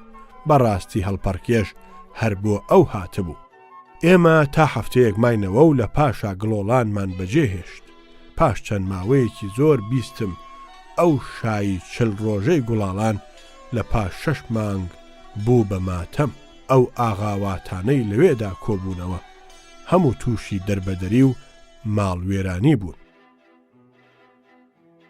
کارەساتی ڕۆژەکان زۆر سەیرە. پەردە ئەداتە لاوە وەکو پەردەی ئەلبوم کە لە هەر لاپەڕەیەک یا چەند وێنەیەک هەیە و یا وەکو دێو جامەگەلێ ڕەنگی تێدا هەیە. جەنگی 1914 بۆ 1918 دوایی هات. 17 ملیۆن کەسی تیا کوژرا و 26 ملیۆنیش بریندار و پەککەوتوو بوون. لە ئەنجامی ئەم شەڕەدا کە دوایی هات، گرانی و تاعون و ڕەشانەوە و بەدبەختی و دەربەدەری بوون بە بەشی کوردەواری. بەڵێ دەستدار بێدەستی ئەخوارد، هەرکە بۆ خۆی باوی سەن. هەندێ لە عەشایر بوون بە ئاگر و کەوتنە گیانی خەڵکی تر. عەلی محەممەد خانی شەریف الدەولە لەلایەن حکوومەتی ئێرانەوە لە ناوەندی 1918 کرا بە حاکمی وڵاتی سنە. لە ڕاستیدا وڵاتی سنە کە وڵاتی ئەردەڵان بوو، وڵاتێکی بە تەواوی ئاڵۆزاو بوو. هەموو ئەم ئاڵۆزاویەش ئەوە بوو کە جەنگی یەکەم هەرچەندە بەناو بەسەرچوو بوو، بەڵام بەدبەختی پاشەلەقەی شەڕ تازە دەستی پێکرد. لەو ماوەیەدا و لە پێش ئەو ماوەیەشدا هەموو ئەو وڵاتە وەکو وڵاتانی تر بوو بە پاشاگەردانیە، کەس خەتی کەسی نەئەخوێندەوە. دەورەی عەشایری بەهێز زۆر لە باوا بوو. لە ناو شارەکەدا دوو بەرە بە ناوی سۆسیال و دیموکراسەوە پەیدا بوو. لە دەرەوە عەشرەتەکانی گەڵباغی و مەنمی خەریکی سربزێوی و چەپاوکردن بوون. فرکان بوو، کێ ئازا بوو نانێکی بۆ خۆی بفڕاندایە. پێش ئەوەش ڕووسی قەیسەری شکاو لەشکری شکاوەی داخلە دڵ کە بگەڕێتەوە ئەبێت چ بکا و چی کردبێ. ئەم دوو عەشیرەتی گەڵباخی و مەنمیە بەڕاستی زیانیان ئەگەیان بە مەردم، بەڵام هەموو زیان گەیاندنێک ڕەوای حەق نەبوو هەر بدرێتە لای ئەوان. کە شەریف الدەولە هات، هەندێک کەس لەو ڕۆژەدا خۆیان دایە پاڵی و دەستیان کرد بە خۆ بردنە پێشەوە لە لای ئەو. لە ناو بردننی گەڵباغی و مەنمی بوو بە دەستە گوڵێک و درا بەدەست ئەو شەریف الدەولەیەوە کە بە تاقە زەلامی هاتە ناو شاری سنەوە لە ڕۆژێکە کە حکوومەتی قاجاریش زۆر بە عەزیەت هەناسێ ئەدا، کەوا بوو ئەمە وەکو پەندە کوردیەکە ئەڵێ کردەی کەر و خوردەی یابوو بوو، و یا بە قسەیەکی تر ئەڵێ کێ کردی و کێ خواردی. من لەم درێژە پێدانەدا مەبەستم یەک شتە، مەبەستم دەرخستنی ئەستێرە ژمێری یەکێک لەو گەڵباغیانەیە کە ئاغا براخانە. ئەم ئاغا براخانە پێیان ئەوت قیبلەی عالەم و یەکێک بوو لە سەرۆکە گەورەکانی گەڵباخی. پیاوێکی ڕیشسپی قەڵەوی تا ئەندازەیە کەڵەگەت بوو لە ناو هەموو گەڵباغی و منمیدا لەم ڕووەوە ڕاست بوو قیبلەی هەموو لایەکیان بوو. هەر حسابێک ئەو لێکی بدایەتەوە وا دەرەچوو. بەو بۆنەوە گەلێ پرس و ڕایان لەدەست ئەودا بوو کە شەریف الدەولە چووە وڵاتی سنە ئەم قیبلەی عالەمە وتی ئیتر ئەستێرەی ئێمە لە لێژیدایە.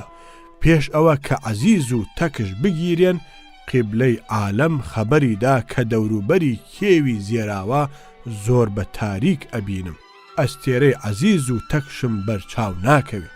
لە ڕاستیدا عەزیز و تەکش کە دوو برابوون و ناوبانگی ئازایەتیان دەرکردبوو لەو شەڕەدا گیران و تیرباران کران. پێش لە ناوبردنی عەزیز و تەکش خەبەریاندایە کە ئێلجاری ئەشایری ڕەوانسەر و لهۆن بە پشتیوانی حکوومەتی عەجەم لەوانەیە گەڵباغی و منمی لە ناوبەرن. هەرچەندە ئەم لەشکرە لەشکرێکی زۆر بوو، هەرچەندە جەنگێکی گەورە لە کێوی تەورێز خاتون و عەباس بەگدا بوو، بەڵام قیبلەی عالەم پێیوتن لەم جەنگەدا تا گەڵباغی و منمیتان هەست خەمتان نەبێ سەر ئەکەون. لە ڕاستیدا لەگەڵ ئەو هەموو ئێلجارەش کە لێیان کرا وەکو ئەوتی هەر سەرکەوتن. ڕۆژگار هەرکەتنی بە گەڵباغی و منمی ئەدا. قیبلەی عالەمیش یەکەیە کە ئەمانەی باس ئەکرد. ساڵی 1990 هات و وتی ئەم ساڵە زۆر شومە. ساڵی 1338 هیجری ساڵی قڕانی گەڵباخی و منمیە. کەدام و دەستگای شەریف الدەولە بەهۆی کوڕەکانی دەوروبەریەوە پەرەیسەن قیبلەی عالەم چوو بۆ سەقز بۆ لای غیاس الدەولە. ئەو چوونەی ئاخر نەکبەتیەک بوو کە ڕووی تێکرد، واتە قیبلەی عالەم لەوێ گیری خوارد. لە ئەنجامە ئەو و ئەوانەی کە گیریان خوارد و کەوتنە ناوداوەوە بە بەندی هێنران بۆ سنە. لە یەکەم شەوی مانگی ڕەجەبی ساڵی 1338 هیجری لە بەندیخانەی سنە بوو. 18 کەسی تر لە هاوڕێکانی لەگەڵی بوون دەوریان لێدا وتیان قیولە چۆن ئەوینی؟ وتی کورگەل ئەگەر سۆزی نەکوژرێین هەسارەی ئێمە تا 1000 ساڵی تر هاوە ئاسمانۆ. بەڵام کە کەوتنە سبەینێ هەموو بە تیربارانکردن و بە چاڵنان و بە خنکاندن کوژران. لاشەکانیان لەبەر دەرماڵە خرانە ناو دیوار و هەریەکە بەردێکیان خستنە سەر و ناو نیشان و کردەوەیان لەسەر بەردەکە هەڵکەن. کوژرانی ئەمانە 2 هەفتەی خایان، بەڵام قیبلەی عالەم لە یەکەم ڕۆژدا تیرباران کرا. ئەوانەش کە لەو چەند ڕۆژەدا کوژران بۆ ئاگداری مێژوو ئەمانە بوو. لا گەڵباغی 1 ئاغا براخان قیبلەی عالەم، 2 سەرداری کوڕی قەیتول، 3 فارسخانی ڕئیس، 4 محەممەد خانی ڕئیس، 5 میرزا ئەوڵای سەیف العەشایر. لە منمی 1 فەرەجخان، 2 ئەوڵاخان، 3 مەحموو بەگ، 4 ئەوڵابەگی کوڕی شا محەممەد بەگ، 5 سەید حەمەد خانی سەرهەنگ، 6 مەلیک محەممەد خان، 7 نور محەممەد خانی ئیلخانی، 8 مستەفا بەگی کوڕی حەمەد بەگ. لە شێخ سمایلی 1 عەزیزخانی برای مەحموخانی سەردار ئیقبال، 2 مستەفاخانی برای حەمەد مرادخانی ئیلخانی، 3 مەجیدخانی کوڕی سارم لەشکر، 4 مەحموخانی سەردار ئیقبال کوڕی حەمە مرادخان. ئەمانە بەم جۆرە لە ناوبران. لەو ڕۆژەدا زۆر کەس لە کوردەکان بۆ بردنە پێشەوەی خۆیان هاوکاریان لەگەڵ شەریف الدەولەدا ئەکرد. ئەو شەریف الدەولەیە کە بە تاقە زەلامێ لەلایەن حکوومەتی قاجاریەوە هاتە سنا، ئەو حکوومەتی قاجاریە کە تەنها دەنگی هەبوو ڕەنگی نەبوو. من لایەنگیری ئەو کەسانە ناکەم کە پیاو خراپ و خراپەکارن. سەرۆکەکانی گەڵباغی و منمی ماڵی گەلێ کەسیان وێران کرد، گەلێ تاڵانیان کرد، گەلێ ژنیان بێوەژن کرد و مناڵیان هەتی و خست. بەڵام ئەمانە هەمووی لە ڕووی نەزانی و بێخاوەنیەوە بوو. ئەگەر خاوەن و ڕێپیشان دەرێکی ببوایە وا بەو جۆرە دەرناچوون. جارێکی کە دایکێکی تر کوڕێکی وەکو عەزیز و تەکش ناهێنێتەوە. ئەگەر کوردەکە خۆی خۆخۆری نەکردایە ئەو کوڕانە بە پیاوێکی وەکو شەریف الدەولە لە ناو ناچوون. سەیرەکە ئەوەیە کورد خۆی گەڵباغی و منمی لە ناو برد کەچی ئازایەتی و پیاوەتیەکە درایە پاڵ شەریف الدەولە. کوردەکە ئافرینێکی شەریف الدەولەی کردە تاجەگوڵینەیەک و کردێ سەری کەچی نە تاجەگوڵینەکەی بۆ مایەوە و نە ئەو کوڕە ناودارانە لە مێژوودا. تا ئێستا هیچ کەس کوردی لە ناو نەبردووە تەنها کورد خۆی نەبێ کە ئەمەی بە شانازی زانیوە. ویا ئەمە ئەگەر بەدبەختی و ماڵوێرانی نەبێ بۆ کورد چ ڕەوای حەقا کە خەلیلخانی نەڕانی بە قسەی شەریف الدەولە بۆ شاڵێکی تورمەی خەڵاتی سێبرای بڕبڕە پشتەی خۆی وەکو سنجەرخان و ئەحمەدخان و یەدوڵڵاخان لە ڕۆژی هەینی دەی محەڕەمی 1339 هیجری لە ماڵی خۆیدا بکوژێ. کێ بکوژێ؟ سنجەرخان بکوژێ. کام سنجەرخان؟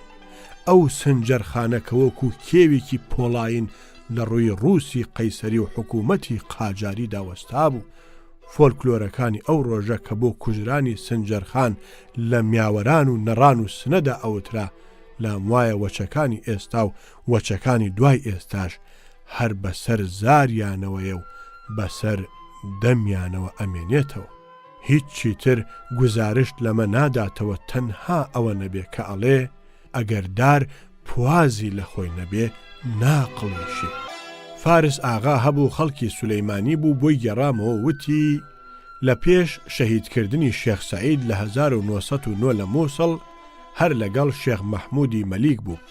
هەموو جۆرە چەوسانەوەیەکی شەڕم چاو پێکەوت چ لە پیران و نژمار چ لە تەلان و جاسەنە. وتی 1918 لە سنە بووم یەکەم فڕۆکەیە کە هاتە ئەو شارە یەکەم جار بوو من و ئەوانیش چاومان پێ بکەوێ. هەموو خەڵکی سنە بەهۆی دەنگەدەنگ و گرمەگرمەکەیەوە کردیانە سەربانەکان و سەیری ئاسمانیان ئەکرد چونکە گرمەگرمەکە لەوێوە ئەهات هیچیان بەرچاو نەئەکەوت هەر ئەوەندە بوو ئەیانوت ئەوە تەیارە و باڵۆنە هاتووە. لە ئەنجامە چاوتیژەکان شتێکیان بەسەر ئاویەرەوە چاو پێکەوت کە دەنگەکە لەوەوە ئەهات ئەوەندە بەرز بوو بە ئاستەم بەدی ئەکرا. ئەوانەی کە چاویان پێکەوت بوو پیشانی ئەوانی تریان ئەدا ئەیانوت ئەهاهاها ئەوەسا وەکو داڵ تێت و ئەچیە تواشاکە تواشاکە چوان باڵەکانی لارەکاتووە هەر ئێژی داڵە. خەڵکەکەی تریش ئەیانوت کوا خۆ دیار نییە. ئەوانیش ئەیانوت ئەوە نییە دوو کەڵ لە جوچکەکەیەوە دەرەچیە ئەیژی مارێکی ڕەشە و بە ئاسمانە کێشیاگا. وتی منیش لە ئاخرا چاوم پێکەوت لە ڕاستیدا ئەوەندە بەرز بوو هەر بە ئەندازەی قەلە ڕەشێک ئاهاتە بەرچاو. وتی لە 1922 بە دواوە کە لە ئەشکەوتی جاسە نەبووین کاتێک کە تەیارە ئەهات بەسەر ئاوایەکانە هەر سەگ بوو ئەی قوروقان و خۆی ئەشاردەوە.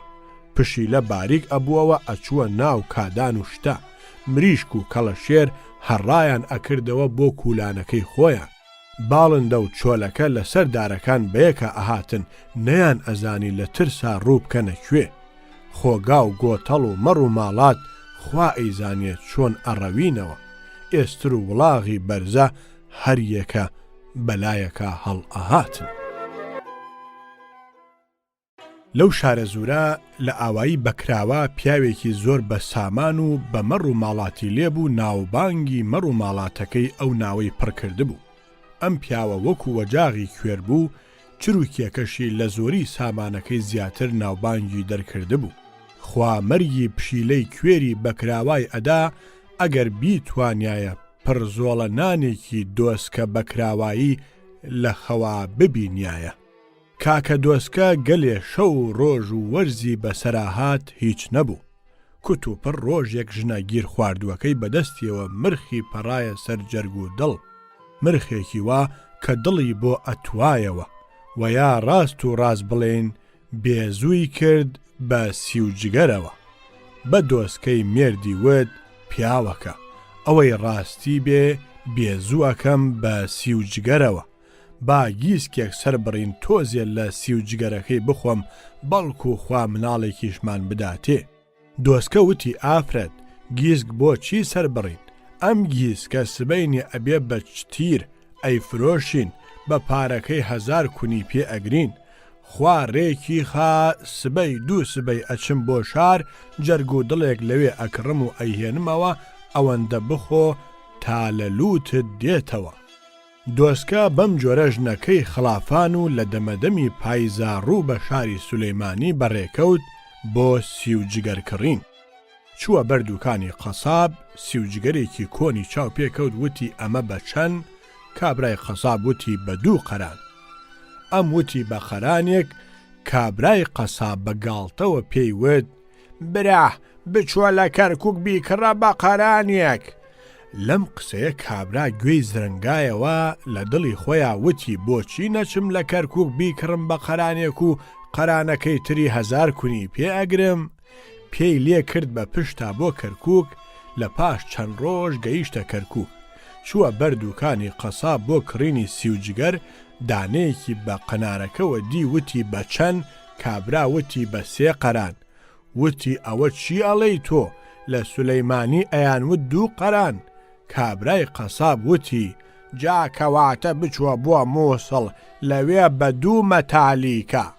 کابرا لە دڵی خۆیان لێکی دایەوە ئەگەر بچێ بۆ مووسڵ و ئەم سیوجگەرە بە 2 مەتالیکە بکڕێ، بە 2 مەتالیک لە قەرانەکە 2 مەتالیکەکەی تری بۆ ئەمێنێتەوە 1000 کونی پێ ئەگرێ. وای بە باشزانی ڕۆ و مووسڵ بەڕێ بکەوێ. بەڕێ کەوت و لە پاش چەند ڕۆژێکی تر گەیشتە مووسڵ. چووە بەر دوکانی قەساب و مامەڵەی سیوجگەری کرد. کابرای قەساب وتی بە 4 قەران. وتی ئەوە تۆ ئەڵێی چی؟ لە کەرکووک ئەگەر کەیفم لێ بوایە بە 2 مەتالیک ئەم کڕی. کابرای قەساب وتی بچوە لە حەڵەب بە مەتالیکێک بیکڕە و بچوەرەوە. کابرا قسەکەی بەدڵ بوو. وتی ئەچم لە حەلەب ئەیکڕم و مەتالیکەکەی تری 1000 کونی پێ ئەگرم. ئەم جار حەلەب بگرە و هاتم. دەمە و ڕۆژ ئاوا بوو گەیشتە ناو شاری حەلەب و هیچ شوێنێک شک نابە ئەو شەوەی تیا ڕۆژ بکاتەوە. بەلای کۆشکێکا ڕۆیشت پەناگەیەکی تیا بوو. وتی ئەم شەو لە پەنای ئەم کۆشکەدا ڕۆژ ئەکەمەوە و بەیانی ئەچم سیوجگەرەکە ئەکڕم و بەرە وڵات ئەبمەوە. چوو لە بن دیوارەکەدا کزۆڵەی کرد. زۆری پێ نەچوو کوڕێکی لاوی شۆخ و شەنگ هات ڕوبەڕووی دەروازەی کۆشکەکە. لەو کاتەدا کە ویستی بچێتە ژوورەوە چاوی بە تارماییەک کەوت لە بن دیواری کۆشکەکەدا. هات بەلای تارماییەکەوە سەیری کرد. زەلامێکە کزۆڵەی کردووە. وتی کابرا تۆ کێیت؟ کابراش وتی قوربان غەریبم، تازە ڕێم کەوتووەتە ئەم شارە، شەوم بەسەرا هات، هیچ شوێنێ شک نابم ئەمەوێ ئیم شەو لەم بن دیوارە ستار بگرم و بەیانی بچم بە شوێن ئیشی خۆمەوە. کوڕە گەنجەکە وتی برا ئەم کۆشکە ماڵی منە، هەستە وەرە ژوورەوە، ئیم شەو میوانی من بە و بەیانی خوات لەگەڵ. کابرا لەگەڵی چووە ژوورەوە. سەیری کرد بەڕاستی کۆشکێکی زۆر بەتفاقە. ژنێکی نازدار هات بە پیریانەوە بە دەمێکی بە پێکەنین و ڕوویەکی خۆشەوە. لە کوڕەکەی پرسی ئەو پیاوە کێ لەگەڵ تا؟ کوڕە وتی ئەمە ئیمشەو میوانمانە.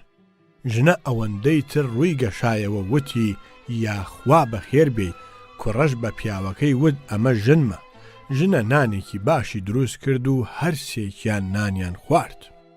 کابرا سەیری کرد هەر لەو ژوورەدا گۆڕێکیشی لێ. ئەمە زۆر سەرنجی ڕاکێشا ئێجگار کە سەیری ئەکرد ئەم ژن و پیاوە لە کاتی نان خواردنەکەدا سەیری گۆڕەکە ئەکەن و بزەیان لێوە دێ. پاش نان خواردن و هەموو شتێک ژوورێک لە تەنیشت ئەو ژوورەوە بوو. ژنەکە نوێنی بۆ کابرای میوان لەوێدا ڕاخست و کوڕەکە پێیوت کاکی خۆم ڕەنگ بێ هیلاک بی بچوە ئەوە لەو ژوورە نوێن ڕاخراوە بەحەسێرەوە و بنو.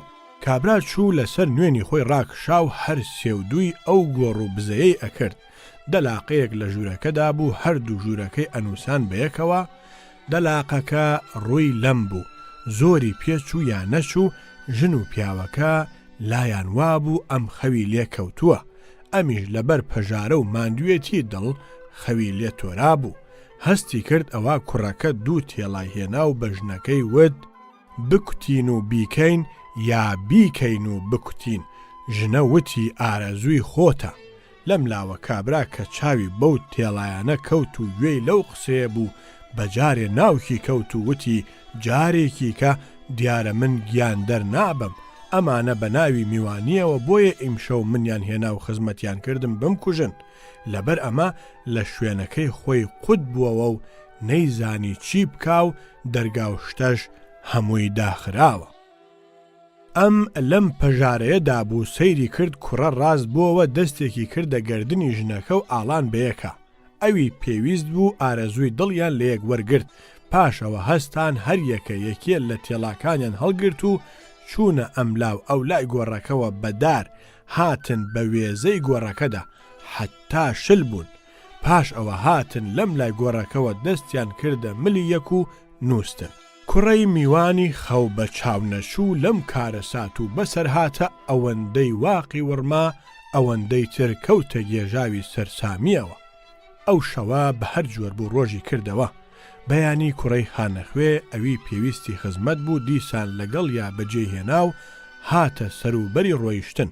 کابرای میوان وتی: ئەی ئەو کەسانەی کە بە خزمەتکردنەکەتان شەرمەزارتان کردم، من ئیمشەو ئێوە ئاگدار بوو بنیانە بوو بن کارەساتێکی وام لە ئێوەوە چاو پێکەو، ئێستاش بەو نمەکەی کە لەم ماڵەدا کردومە لەم ماڵە ناچمە دەرەوە تا بوخچەی ئەم نهێنیم بۆ نەکەنەوە. کوڕەی خانەخوێ زەردەخەنەیەکی کرد و وتی: بۆچی تۆ ئاگاد لە کارەساتی ئێمە هەبوو؟ وتی: باڵێ. جا کوڕەکە وتی: برا واز لەوە بێنە تۆ ئێستا ئەم ماڵە ماڵی خۆتە، ساڵێ لە باتی 100 ساڵدا ئەنیشی کەس ڕایەی ئەوەی ناکەوێ پێت بڵێ بڕۆ. کابرای میوان وتی: دەرمانی ڕێگا ڕۆیشتنە، من پیاوێکی غەریبم، بە ئیش هاتووم بۆ ئەم وڵاتە، هەر ئەبێ بڕۆم بەڵام ئەبێ پێم بڵێن. کوڕەی خانەخوێ وتی: کەواتە گوێ بگرا تا بۆت بگەڕمەوە. وتی: ئەو گۆڕە کە چاوت لێیە پیاوێکی قەسابی زۆر زۆر دەوڵەمەند و وەستای من بوو، گەلێ شوانکارە و ڕانە بێرەی هەبوو. قەسابەکانی ئەم شارە بۆ قەنارەکانیان هەموو کەلەشیان لەو وەرئەگرت، لە پارەش حتا بڵێ زۆری هەبوو. ئەو ژنە نازدارە کە ئێستا لە بەرچاوتە و شەوێ لەگەڵ منابوو ژنی ئەو بوو. لە ژن و مناڵە لەوە زیاتری نەبوو، بەڵام لەگەڵ ئەم هەموو سامانەدا کە هەی بوو نەخۆی تێری لە نان ئەخوارد و نە ئەو ژنەی ئاهی سکی لە پێخۆر ئەشکا. کێ یارای ئەوەی هەبوو بتوانێ پێی بڵێ پوڵێکی ناڕەواج بدە بە یەکێ. هەموو ئارەزوو کۆشێکی کەوتبووە سەر ئەوە هەر ماڵ و سامان کۆکاتەوە.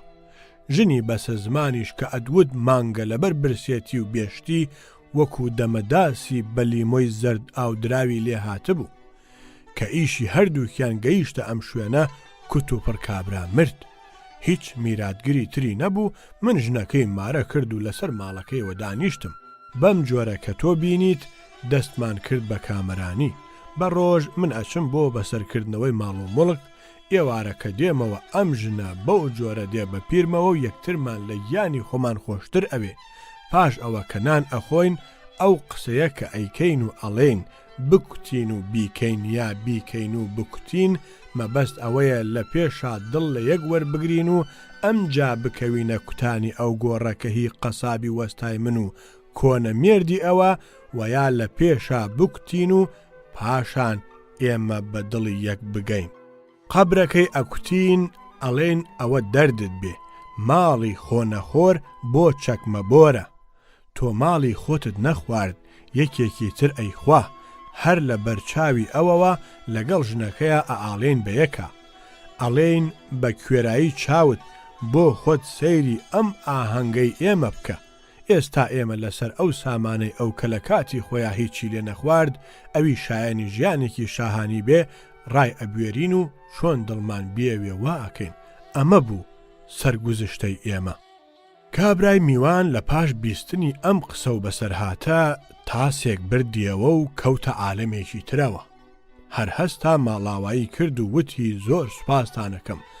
هاتە بازار ماینێکی کە حیلەی کڕی سواری بوو بە چوارناڵەوە بەرەو بەکراوە بووەوە. بە چەند ڕۆژێکی زۆر کەم گەیشتەوە ماڵەوە، هەر لە دوورەوە بانگی کرد: ئافرەت، ئەو مەڕە پەرەکە بدەن بە زەویدا و سەری بڕن. ژنەکەی لە بیستنی ئەم قسەیە هەروە حەپەسا، چونکە ئەمە دۆستکە نییە قسەی وا بکە. دۆستکە وتی ئافرەت بۆ ڕاماوی نان و خوانێکی باش دروستکە تا دێمەوە.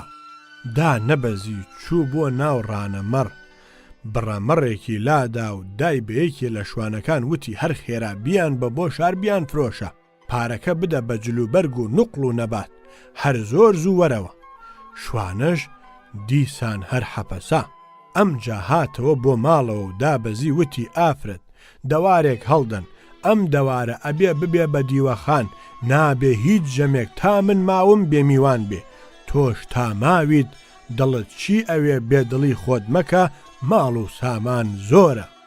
ژنە وتی پیاوە چی قەوماوە، من بۆ سی و جگەرە بۆ گەنیوێک ئەچووم بە ئاسمانە ئێستا چییە؟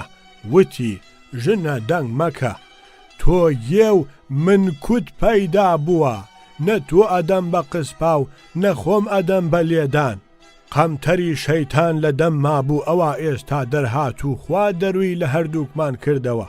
جا چی بەسەرهات لە ئەم شار و ئەو شاری بەو شوێن سی و جگەرەوە و لە چاوپێکەوتنی کارەساتی تازە مێردی کۆنەژنی قەسابەوە و لە دارکاریکردنی قەبری ڕەقوتەقی کابرای ماڵخۆنەخۆرەوە هەمووی بۆ گێڕایەوە وتی با ئێمە وامان بەسەر نەیە تا ماوین خۆمان بیخۆین.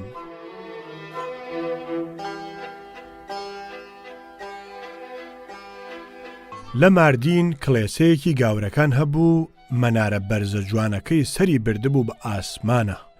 لە ناو منارەکە بۆڵێکی گەورە هەبوو، حاجی لەقلەقێک فێربوو بوو ئەچوو بەسەریەوە ئەنیشتەوە و ئەو ناوەی پڕ ئەکرد لە ڕێقنە. مجاوری کڵێسەکە هەموو جار ئەچوو زەنگەکەی ئەشتوو دەوروبەرەکەی پاک ئەکردەوە. زۆری پێ نەچوو دیسان حاجی لەقلەقەکە پیسی ئەکردەوە. مجاورەکە زۆر وەڕز بوو، لە وزەیە نەما ئیتر پاکی کاتەوە و حاجی لەقلەقەکەشی بۆ نەئەگیرا تا چاری بکە. ڕۆژێ چوو هەندێک گۆشتی حوشتری پەیدا کرد، لەگەڵ کاسەیەک ئارەقدا بردی لەسەر منارەکەوە لە تەنیش زەنگەکەوە داینا. حاجی لەقلەق کاتێکە هاتەوە سەیری کرد، ئاوێکی جوان و گۆشتێکی جوانی بۆ دانراوە، لە گۆشتەکەی ئەخوارد و دەنووکی ئەدا لە عەرەقەکە لەویشی ئەخواردەوە. بۆچی لە ئەنجامە مەست نەبێ و نەکەوێتە خوارەوە.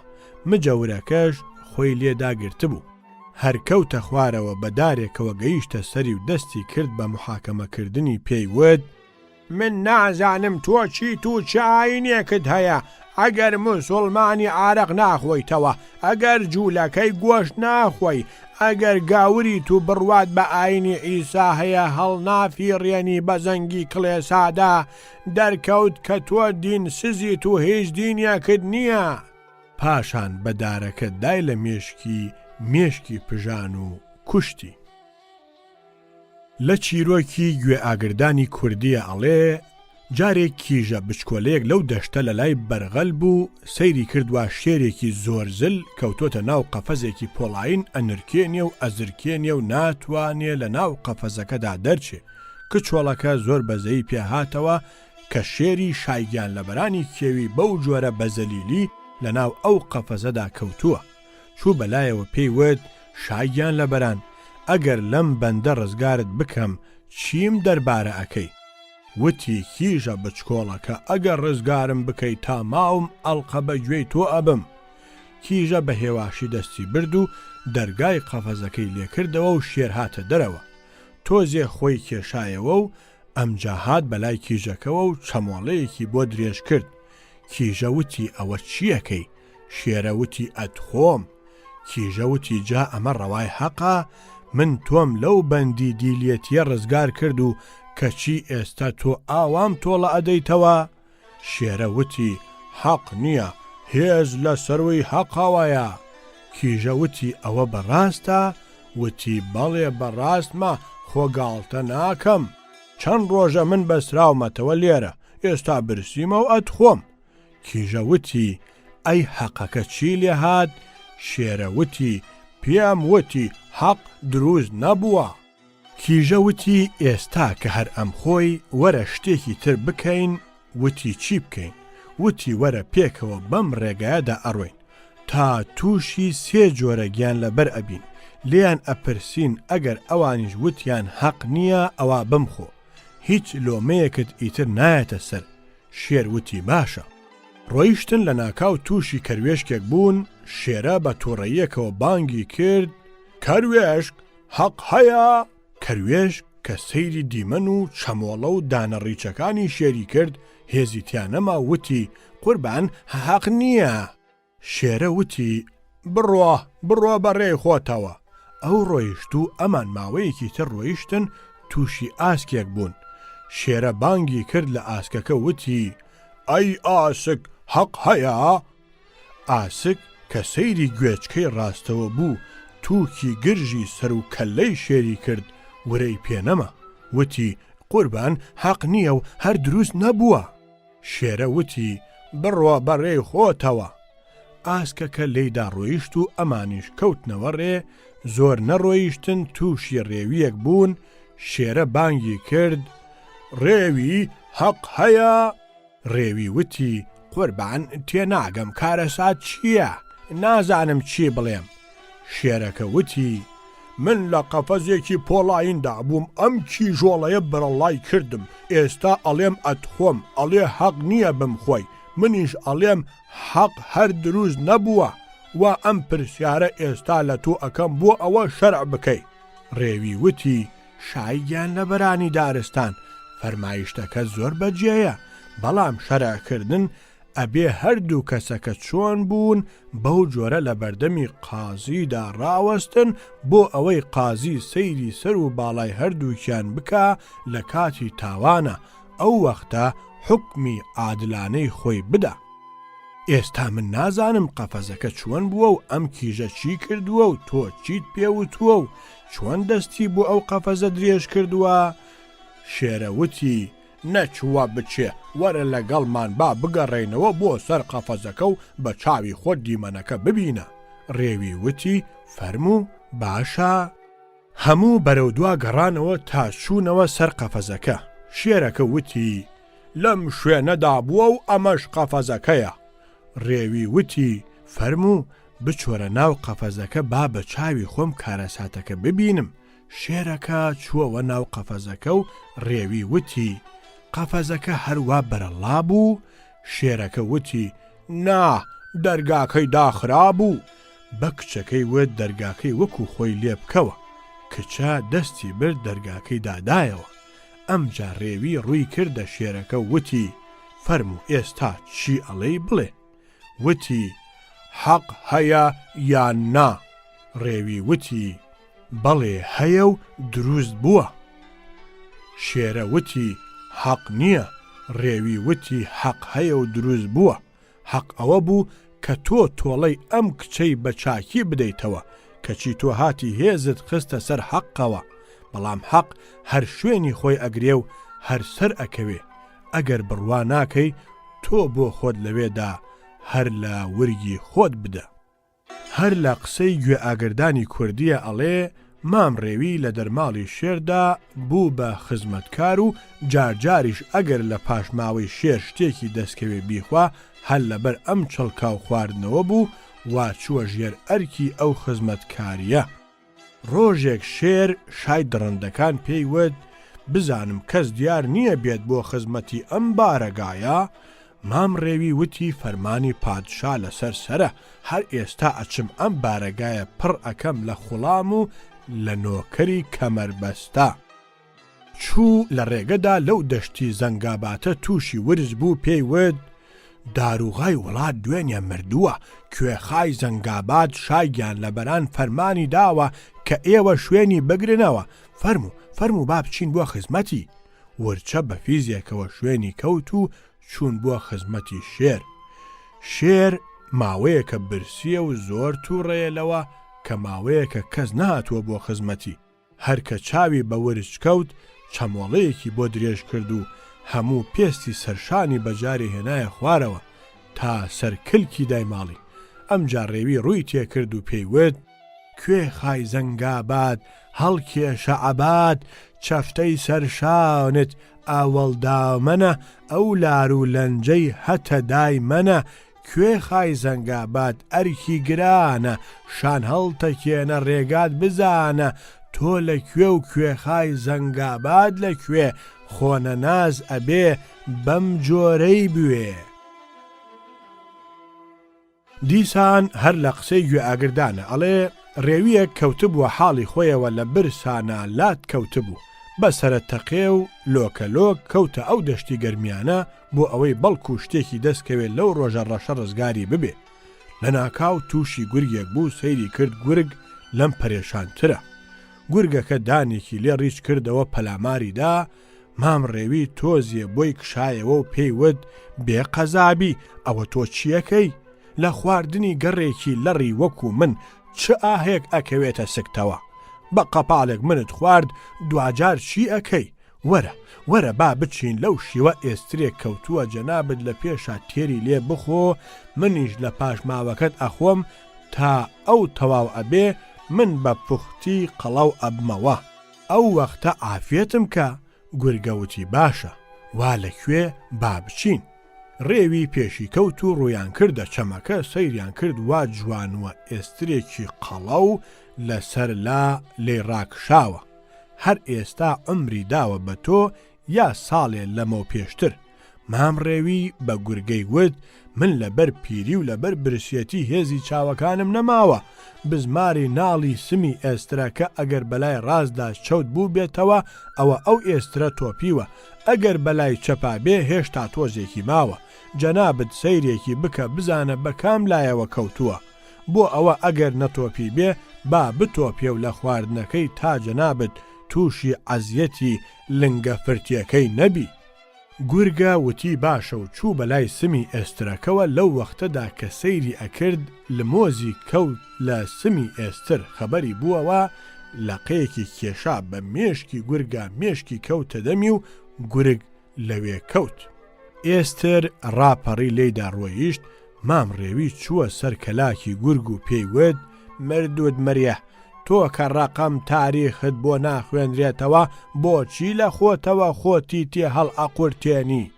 ئەمجا سەری کردە کەلاکەکەی و دەستی کرد بە خواردنی. لە قسەی گوێ ئاگردانی کوردیە ئەڵێ لە تانجیان پرسی تۆ زۆر خێرا و بەهێزی بۆ ڕاکردن کەچی گەلێ جار کاتێک کە ئەکەویتە سەر کەروێشک کەروێشکەکەت لە دەست دەرئەچێ. ئەمە بۆچی وایە؟ ئەویش وتی ئاخر کەروێشک بۆ خۆی ڕائەکاو من بۆ یەکێکی تر. لەو وڵاتی گڕگڕا جارێک کابرایەکی وەرمەکانی کەوێکی نایابی ئەبێ بە دیاری ئەیبا بۆ حاجی میرزا مەجید باوکی نوسرەت نیزام لە مامێزەک. ئەویش 40 تمەنی ئەو سەردەمەی بە ناوی بەخششەوە ئەداتێ. ئەڕوا پاشان بانگی ئەکاتەوە پێ ئەڵێ چاکەی ئەم کەوە چییە؟ ئەڵێ قوربان قەت شتی وا نەبووە کە ئەبرێ بووە ڕاو هەر کە ئەخوێنێ هیچ کەوێک لەو دەورەدا ئەبێ هەموو کۆ ئەبنەوە. پاشان ڕاوچیەکەت بە تفەنگی ساچمەزەن هەمویان ئەکوژێ کەوی وا هەر نەبووە. حاجی میرزا ئەڵێ تێگەیشتم. بە یەکێ لە پیاوەکانی خۆی ئەڵێ ئەم کەوە سەر بڕە. کابرای کۆنە خاوەنەکەی کەڵپە لە جەرگیەوە هەڵ ئەستێ تا ئەڵێ قوربان چیەکەی. پیاوەکە سەری ئەبرێ ئەمجا ئەڵێ برام ئەم کەوە خۆخۆرە ئەکاتە کارێک کە هاو خوێنی خۆی لە ناو بەرێ و ئەبێتە لە ناو چوونی جنسی خۆی هەر کەسێ وا بێ ئەبێ لە ناو ببرێ. بە مەیمونیان وت بۆ ئەوەندە بێدینی و لە خوانەترسی وەخت و ناوەخت نازانی هەڵ ئەستی و دائەنیشی ئیشێکی وا ئەکەی هەموو کەس دێنیتە پێکەنین. ئیتر چاوت لەوە نییە ئەگەر یەکێ ئەزیەتبار بوو و یا لە ناو گێژاوەی ماتەمێکا بوو تۆ هەر لەسەر حولەسی خۆت ئەڕۆی. ئاخر ناترسی خوا غەزەبت لێ بگرێ؟ ئەویش لە وەڵامدا وتی خوا چیم لێ ئەکا مەگەر لەسەر ئەم شکڵە لام باو بمکا بە ئاسک. وەڵامی بێوەڵام. هەولێریەک تووشی سولەیمانیەک ئەبێ پێ ئەڵێ ئەوە لۆچی ئەنگۆ بە لۆچی دەرێن بۆچی. ئەویش ئەڵێ ئەی ئەوە بۆچی ئێوە بە بۆچی ئەڵێن لۆچی.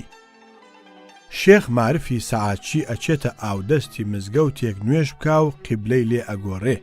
یەکێ لە کوڕەکانی شێخ قادری گول لە نەبڕ پێ ئەڵێ ئەم مەلایانە هەروە ئەبێ ڕوو نەکەنە قیبلە. کابرایەکی پاوەیی چووە بەرماڵی ئاغایەک بۆ ئەوەی شتێکی بداتێ سەیری کرد ئاغا خۆی لەسەر تەلاری کۆشکەکەەوە دانیشتووە ئەمیش لە خوارەوە داوای لێ کرد خێرێکی پێ بکە. ئاغاش لەسەرەوە بانگی کرد ئام چا بەخولە بڵێ بەبلە بڵێت کە بە خلەی دەرگەوان بڵێ بەو کابرایە بڵێت خوا بداتێ. کابرای پاوەیی کە ئەمەی چاو پێکەوت دەستی بەرز کردەوە وتی خوا بە جبرائیل بڵێ کە بە میکائیل بڵێ ئەویش بە ئیسرافیل بڵێ با بە ئیزرائیل بڵێت گیانی ئەم کابرایە بکێشێ. کابرایەکی پاوەیی لە ئەستەمۆڵ بە ڕیشێکی پانی ڕێک و پێکی شانەکرا و بە مێزەرێکی خڕی زلی لە دەغدراوەوە بە عەبایەکی شانسوورمەوە تووشی والیزادەیەک ئەبێ کڕنوشی بۆ ئەبا و زۆر بە ئەدەب و ئیحترامەوە داوای شتێکی لێەکە.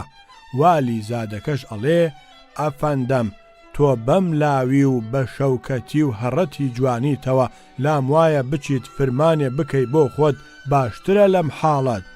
کابرای پاوەیش هیچ خۆی تێک نەدا و بە ئیحترامی گەلێ لە هەوڵجار زیاتر ڕووی تێئەکاتەوە و پێ ئەڵێ بەگ من هاتووم داوای خێر و دراوێکت لێ ئەەکەم داوای فەلسەفە و ئامۆژگاریت لێ ناکەم. بەگ ئەفەندی ناچار ئەبێ دەست ئەبا و شتێکی ئەداتێ. لە کرماشان کابرایەک خەریکی دەروەزەکردن ئەبێ ئەچێتە بەر دەروازەی کۆشکێکی گەورە کە ئەم کۆشکە هی پیاوێکی دەوڵەمەندی پاوەیی ئەبێ. تەق ئەدا لە دەروازەکە و دێن بە دەمیەوە و پێی ئەڵێن چیت ئەوێ؟ ئەڵێ ئاغا خۆیم ئەوێ. خەبەر بە ئاغا ئەدەن کە پیاوێک لەبەر دەرگا داوات ئەکا. ئەویش لەسەرەوە دێتە خوارەوە بۆ لای کابرا و ئەڵێ چیت ئەوێ؟ کابراش ئەڵێ لە ڕێگەی خودا شتێکم بدەرێ. ئاغاش پەلی ئەگرێ و ئەڵێ فەرموو ئەی باتە سەر کۆشکەکە و لەوێ پێ ئەڵێ خوا بداتێ. مامۆستایەک دەرسی بە مناڵان ئەوت لێی پرسین ئایا بەفری قەندیل ساردترە یا هی زۆزان؟ یەکێ لە قوتابیەکان هەستا وتی مامۆستا قسەکەی تۆ لە هەردووکیان ساردترە.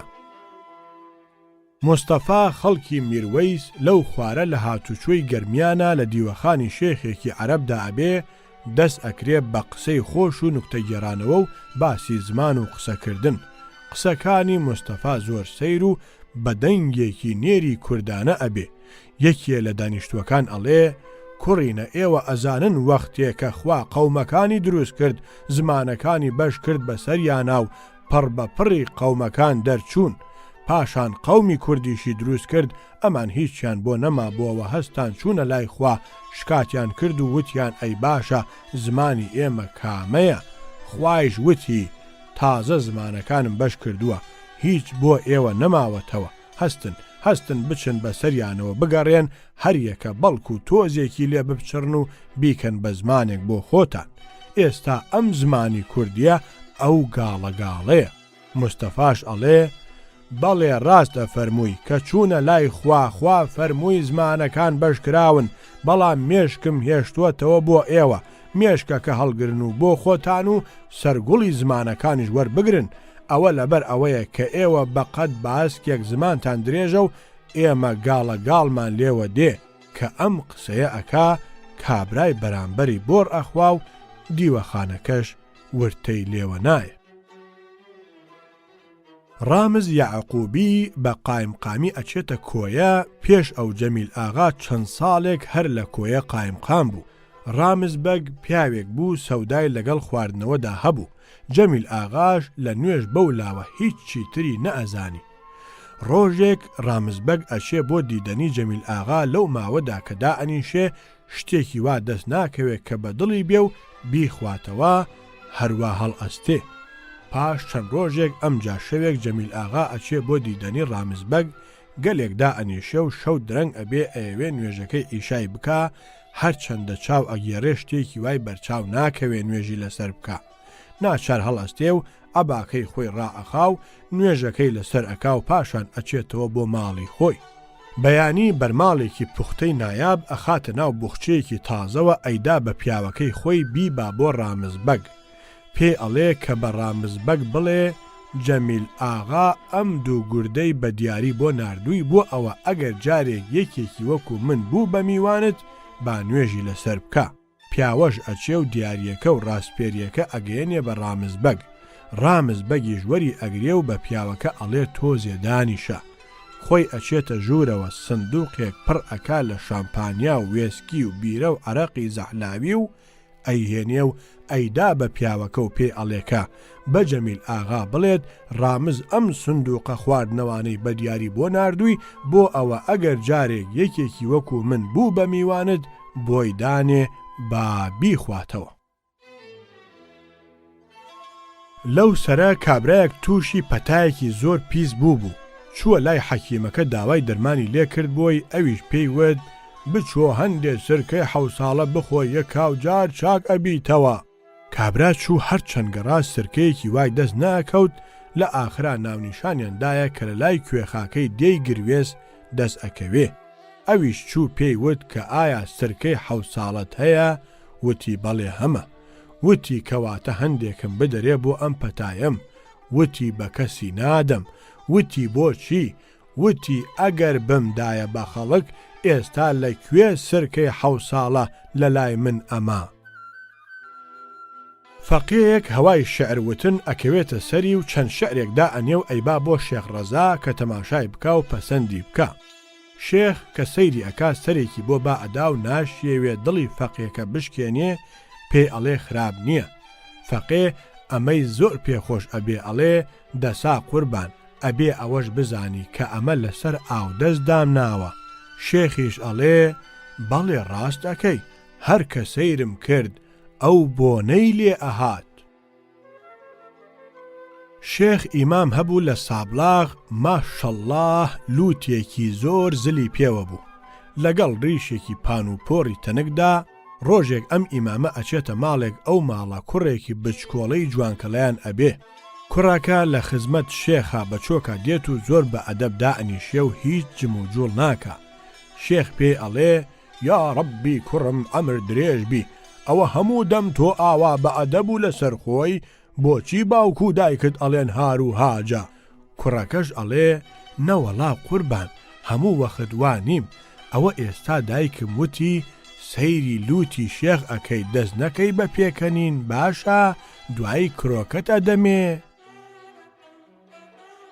کابرایەک قسەی بۆ یەکێکی تر ئەکرد و سوێنی بۆ ئەخوارد کە فڵان کەس قسەی پێوتووی. یەکێکی تر خۆی دابووە پاڵ دیوارێ گوێی لە قسەی کابرا بوو لە پاڵ دیوارەکە دەرپەڕی و بە کابرای وت سوێنەکەت بکەوێت لەوە باشترە فیتنایی بکەی. ئەویش خێرا پێی وت خۆ داگرتنەکەی تۆ لە فیتنەیەکەی من خراپترە. ئەمیش گورج وتی کەواتە هیچمان لە هیچ. مەلا محەممەدێکی تاڵ هەبوو جارێک بە شێخ بابەعەلی تەکیەی ئەڵێ قوربان دەرسی ئیبن حەجەرم پێ بڵێ. ئەویش ئەڵێ کوڕم تۆ لێی تێ ناگەی. ئەمیش ئەڵێ قوربان من خوێندنم لەسرە تێگەیشتنم لەسەر نییە. جارێک عیزەتبەگی حەمە ساڵح بەگ لە هەڵەبجە لە دەمەدەمی بەهارە تووشی شێخ محەممەدی شێخ حیسامەدین ئەبێ و پێ ئەڵێ یا شێخ بێچاوی بێ لە بەرچاوم قەڵەو بوویتەوە. ئەویش ئەڵێ بەگم ئێمە مانان ئەگەر قەڵەو بینەوە لە پایزانە قەڵەو ئەبینەوە هی وەکو جەنابەت لە بەهارانە قەڵەو ئەبێتەوە. شێخ ڕەزا جارێک ئەچێتە سولەیمانی هەندێ لە ناحەزەکان ئەیانەوێ ئیشێکی وای لەگەڵ بکەن کە لە ناو خەڵکە بیشکێن و حەیای برن. هەتیوێکی لێ تاو ئەدەن کە شوێنی کەوێ. هەتیوە ئەچێ لە ناو کۆڕێکە ئەیگرێ و ئەڵێ یا شێخ لە بیرتە کە پێرێ شەوێ یەخەت گرتە بووم ئەتویست خراپم بکەیت و من هەڵاتم. سەیدێکی عەرەبی بەغدایی لە سولەیمانی بوو ناوی سەیحەنتوش بووە. خۆتەزانی لە وڵاتە ئەگەر یەکێ بە عەرەبی قسەی بکردایە و زمانی ئەو زمانە بوایە لەسەر دەست ڕائەگیرا. ئەو کەسە پێشی نەئەکەوت و لە هەموو دیوەخانێکە لە ژوور هەموو کەسێکەوە دائەنیشت. ئەم سەیحەنتوشە لەبەر ئەوە زمانەکەی عەرەبی بوو بربەرەکانەی لەگەڵ هەموو کەس ئەکرد و ئەوانەی زۆر شارەزا نەبوونایە ئەیانوت ئەمە هەمووی حەدیسی پێغەمبەرە ئەم ئەی فەرموێ چونکە بە زمانی ئەو قسەکە لەمەوە وای لێ هاتبوو ئەمجا بربەرەکانەی قورئانیشی ئەکرد. ڕۆژێک لە لای شێخ بابعەلی تەکیەی دا ئەنیشێت و ئەڵێ خەڵک ئەڵێن هەموو قورئان فەسیحە، ئەمە وان نییە. شێخ بابعەلی ئەڵێ کام شوێنی فەسیح نییە. سەیحەن توش ئەڵێ ئەو ئایەتە کە لە باسی میراتا قسە ئەکاو ئەڵێ وەللذەکەری مثل حەظ الئونثەیەین واتە بۆ پیا و دوو بەرابەری ژنە. شێخ بابعەلی ئەڵێ جانا فەسیحی ئەم ئایەتە چییە و ئەبوا بە خەیاڵی تۆ چۆن بێ؟ سەیحەن توش ئەڵێ ئەگەر بیوتایە وەللئونثی نصف الذەکەر باشتر بوو. شێخ بابعەلی بەبێ وەستان ئەڵێ ئاخر ئەو وەختە دایکت ئەیوت کەمە. سەری حەنتۆش ئیتر ڕەب ڕائەوەستێ. شێخ ڕەزا جارێک ئەچێتە سولەیمانی بەناو کۆڵانێکە تێ ئەپەڕێت چەند ئافرەتێکی جوان و بەدیمەن لە پێشەوە ئەبن. شێخ پێیان ئەڵێ خۆتان لادن با من بڕۆم چونکە بەناو ژنانە ڕۆیشتن کەراهەتی هەیە. یەکێ لە ئافرەتەکان سەر و سەودادار ئەبێ ئەڵێ بەڵێ باشە شێخ، بەڵام ئایا وەختێک کە هاتیە دنیاوە لە ناو ژنەوە نەهاتی؟ شێخ ئەڵێ بەڵێ بەڵام وەختێک کە من لە ناو ژنەوە هاتمە دەرەوە وا بەم جۆرە گوشاد نەبوو.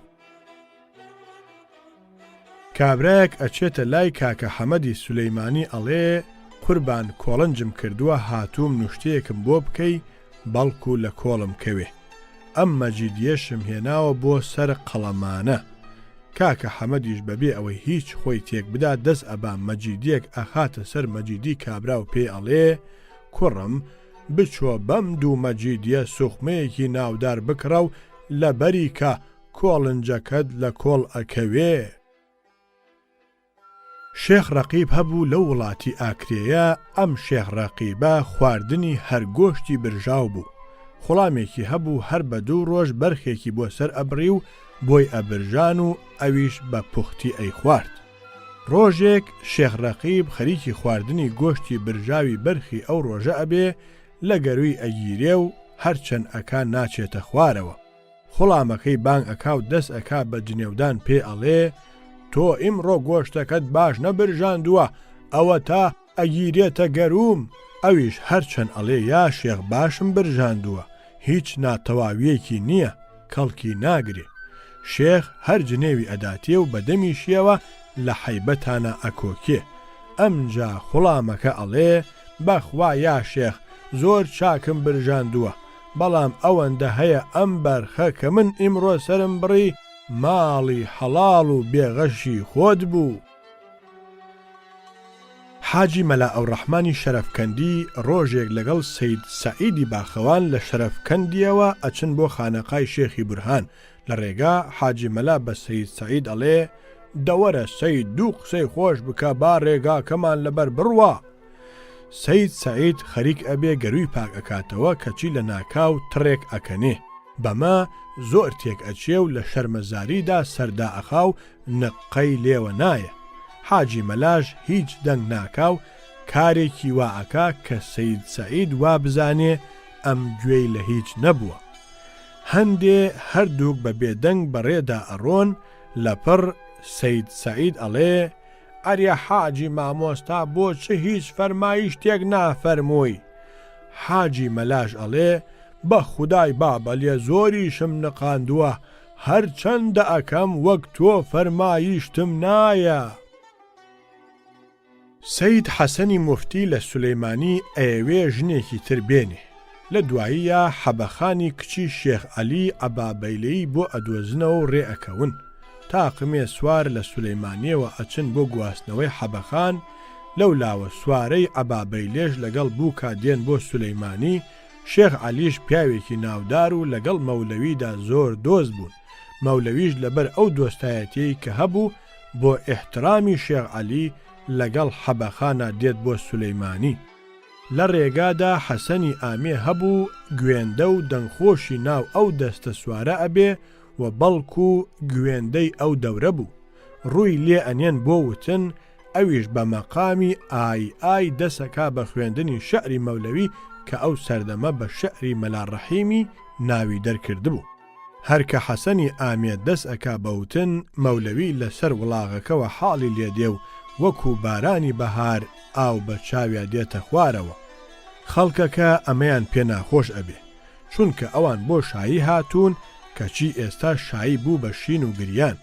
ئەچن بە حەسەن ئەڵێن با بە ئیتر مەڵێ، با لەمە زیاتر گریانی مەولەوی شاییەکە نەکا بە شیوەن. حەسەن بێدەنگ ئەبێ و بەڵام پێشی ناخۆش ئەبێ کەوا گوێندەیەکی وەکو ئەو بۆ شتێکی وا بێدەنگ بکرێ. ئەچێتە بندەستی مەولەویەوە پێ ئەڵێ بە قوربانت بم، من شەعری تۆ ئەخوێنمەوە، تۆ بۆچی وا ئەگریت؟ مەولەویش ئەڵێ بە قوربانت بم، من کەی وا خۆشم وتووە. کابرایەک تووڕە بوو لە کابرایەکی تر وتی کورە کابرا دەستت بگرم دەوری دنیات پێ بکەمەوە. کابراژ وتی جا برا خۆ تۆ خۆیشت لەگەڵما ئەبی. کابرایەک هەبوو شایی ئەکرا پێیان وت شایی و زەماوەندە. وتی بە من چی؟ وتیان بۆ تۆیە. وتی بە تۆ چی؟ وەستا محەممەدی خەیات هەبوو لە خانەقی خەڵکی سولەیمانی بوو، پیاوێکی قسە قوت و قسە نەستەق بوو. حەسەن بەگ هەبوو هەر لە خانەقی بە حەسەن بەگلەر بەناوبانگ بوو. لە عەشیرەتی دەلۆ بوو، لەبەر ئەوە خۆی بە سەرۆکی عەشیرەت ئەزانی، تۆزێ بەسەر خەڵکیا هەبوو. کەواو سەڵتەیەکی دابوو بۆ وەستا محەممەد بۆی بدوورێ، ئەویش هەر ئیمڕۆ سبەی پێئەکرد. ڕۆژێک حەسەن بەگ بە تووڕەییەوە ئەچێتە سەری و بۆ ئەوە بیترسێنێ ئەڵێ وەستا تۆ نازانی من دەلۆم؟ وەستاش هیچ لێی ناوەستێتەوە پێ ئەڵێ بەگم تۆ نازانی من یانزەلۆم؟ حەسەن بەگلەر ئیتر هیچی پێ ناوترێ. جارێک قەشەیەک لەلایەن پاپاوە ئەچێتە سنە بۆ ئەوە گاورەکانی ئەوێ زیاتر فێری ئاینی گاوری بکە. ئەوێ کاغەزێک بنێرێتەوە بە پۆستە بۆ وڵاتی خۆیان، بەڵام ڕێگای پۆستەخانە نازانی، زۆر ئەگەڕێ نایدۆزێتەوە. تووشی کوڕێکی جوانکەڵە ئەبێ پێ ئەڵێ کوڕم تۆ ئەزانی پۆستەخانە لەکوێیە؟ ئەویش ئەڵێ بەڵێ. ئەڵێ پیشانم بدە. کوڕا پێشی ئەکەوێ و ئەیبا پۆستەخانەی پیشان ئەدا. پاشان قەشە ئافرینی ئەکا و پێ ئەڵێ کوڕم تۆ چ دینیەکت هەیە؟ ئەڵێ قوربان من گاورم. ئەڵێ ئای چەندم پێخۆش بوو کە تۆ گاوریت. ئیمشەو وەرە بۆ کڵێسا بە تەواوی فێری ئامۆژگاری ئاینی گاوریت ئەکەم و ڕێگای بەهەشتت پیشان ئەدەم. کوڕەکە لە وەڵامدا ئەڵێ باوە بچوە وە ڕێگای خۆتوە، تۆ ڕێگای پۆستەخانە نازانی، ئێستا ڕێگای بەهەشت لەکوێ ئەزانی؟ بچۆ. نووری حەبێ هەبوو جارێک لە وڵاتی هەڵەبجە بە شێخ محەممەد ئەڵێ یا شێخ هەچ پارەیەکی باوکت هەبوو هەموویت لە ڕێگەی کێر تا دۆڕان. شێخ محەممەدیش بەبێ وەستان دەستێک بە ڕیش یا ڕیشی خۆی دێنێت و ئەڵێ نووری ئەمە من و ئەمەش تۆ. جارێک شێخ محەممەد لەگەڵ شێخ عوسمان لە ماڵی شێخ خالیدا ئەبن، شێخ خالید و شێخ عوسمان برابوون و لەگەڵ شێخ محەممەدیشا ئامۆزا بوون. شێخ خالید تازە ژنی هێنا بوو، شتومەکی ناوماڵ لە دۆشەک و شتەی زۆر پەرداغ بوو، هەمووی هیماڵی تازە زاوا و تازە بووک بوو. شێخ محەممەد ئەچێ لەسەر دۆشەکە تازەکە دەست ئەکا بە خۆگەوزانەوە و ئەڵێ بەخوا نەرم و خۆشە.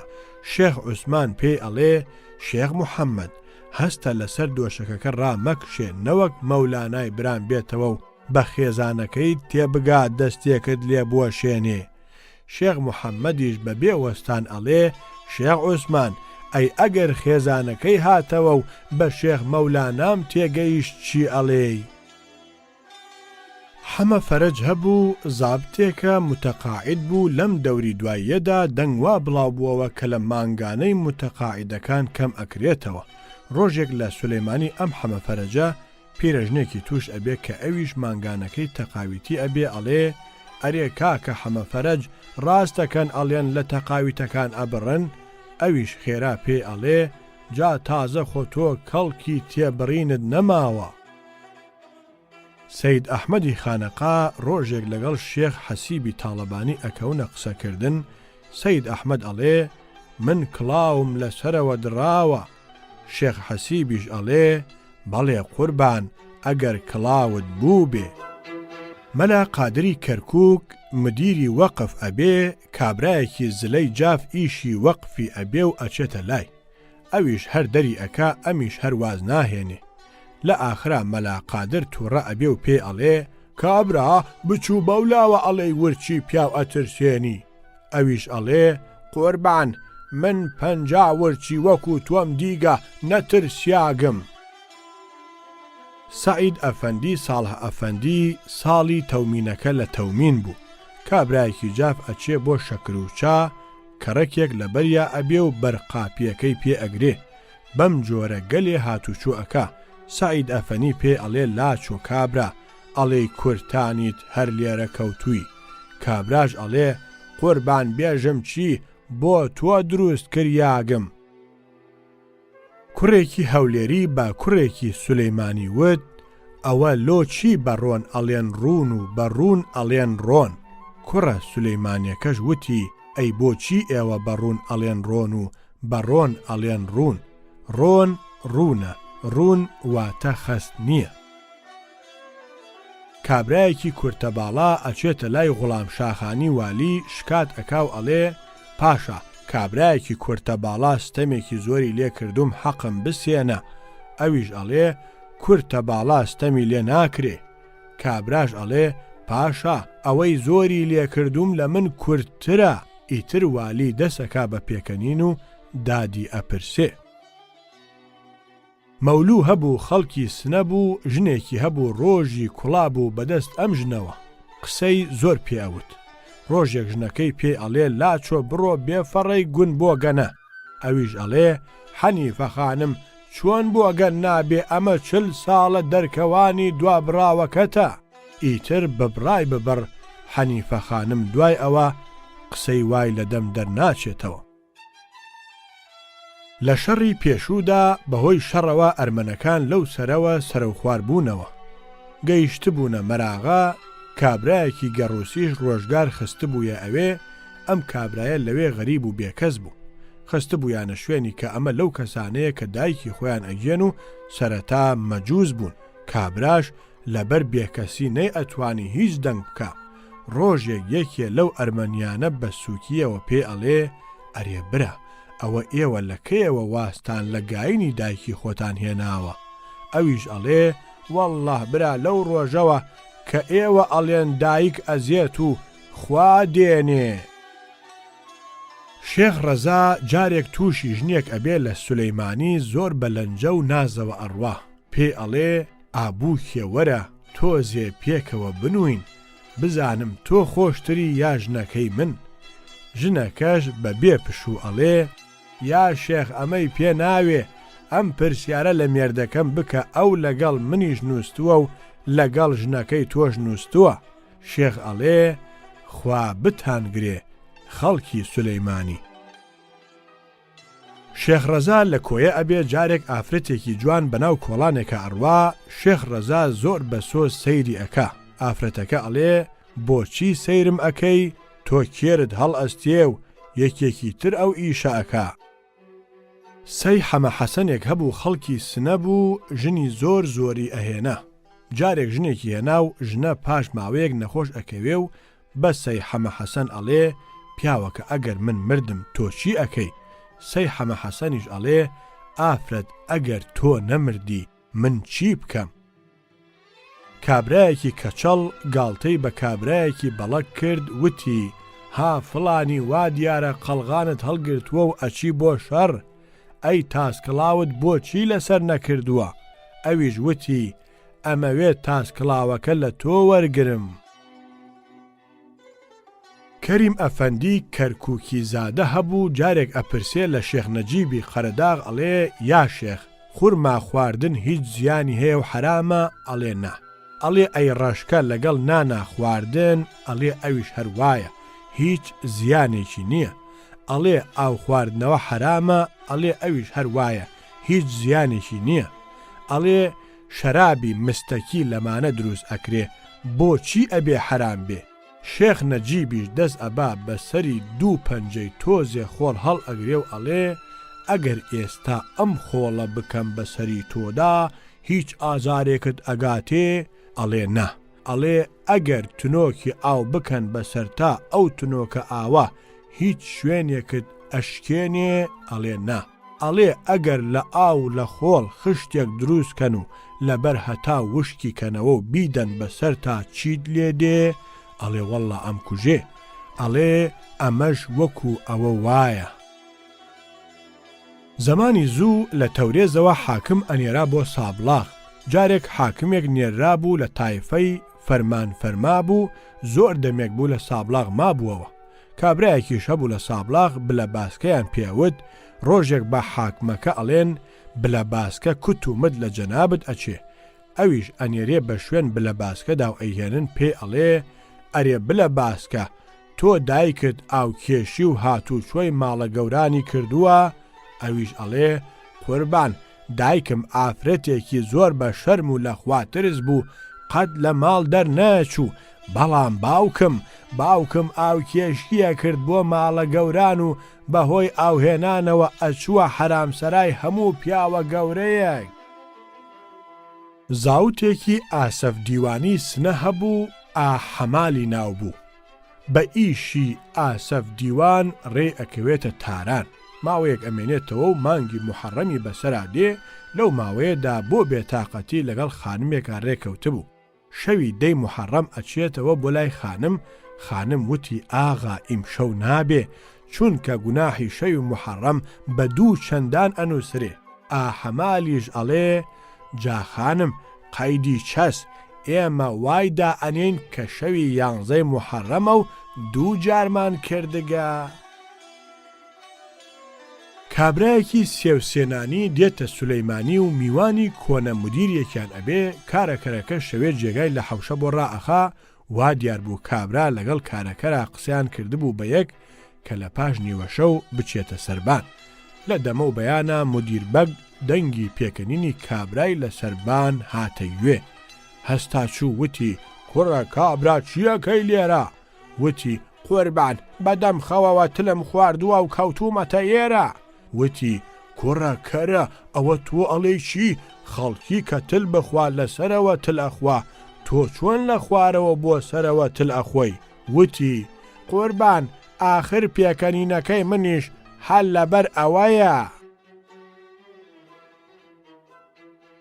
لەو سەرەیە دەستێک ڕێکەوتن بچن بۆ حەج مامۆستا وەعزی بۆ ئەدان کە لە ناوەندی وەعزەکەدا وتی ئەگەر ڕێزە بەردی حرەمی کەعبە بکەوێتە ناو کەوشی یەکێکەوە ئەو ڕێزە بەردە ئەوەندە لەخوا ئەپارێتەوە و هاواری لا ئەکا تا ئیخاتەوە شوێنی خۆی یەکێک لە دانیشتووەکان وتی وا دیارە ئەوەندە ئەپارێتەوە بەستە زمانە تا گەروی دێتە یەک مامۆستا وتی ڕێزە بەرد گەروی لەکوێ بوو تا بێتە یەک بۆیە ژوای وت چونکە قسەکەی بەگاڵتە پێکردنەوە زانی کابراش وتی کەواتە مامۆستا ئەگەر گەروی نەبێ لەکوێ ئەپارێتەوە و هاوار ئەکا مەلا سمایلی سولەیمانی دایکی مردبوو ژنە مرد و شۆرەکە هەموو جارێ پێ ئەوت دایکی مەرحومت بەهەشتی بوو چونکە لەو کاتەدا ئەم شۆرد هەر پێکەنی مەلا سمایلی چەند جارێک ئەم قسەیە هەر قبوڵەکا و ئەبوا شتێکیشی بدا بوایە لە ئاخرا مەلا وەڕز بوو وتی قڕ بەسەر عەقڵت ئەوە ئەگەر پێکەنین بێ بەچی پێکەنیوە بە قوزی تۆ و خۆی پێکەنیوە ئەگەینا ئەو وەختە وەختی پێکەنینە کابرایەک لە مەلا مەحموودی حاجی عەلی پرسی مامۆستا قازی قوڵنگ چۆن سەر ئەبڕێ و ئەکرێ بە بریانی ئەویش وتی لە پێشا تۆ بیگرە جا ئەو وەختە پیشانت ئەدەم مەلا کەریمی بیارە و شێخ فەتاحی کوڵەجۆی تاهای حەمەجان و چەند کەسێکی تر لە لای من دانیشتبوون و هەموو جۆرە قسەیەک ئەکرا مەلا کەریم وتی فڵانی ئەگەر تۆ نەمێنی ئەو وەختە ئەکەویتەوە بیری ئێمە شێخ فەتاح وتی بەڵێ بۆ غەیری سک مەبەستی ئەوە بوو کە هیچمان لێ نەخواردووە لەو ڕووەوە ناکەوێتەوە بیرمان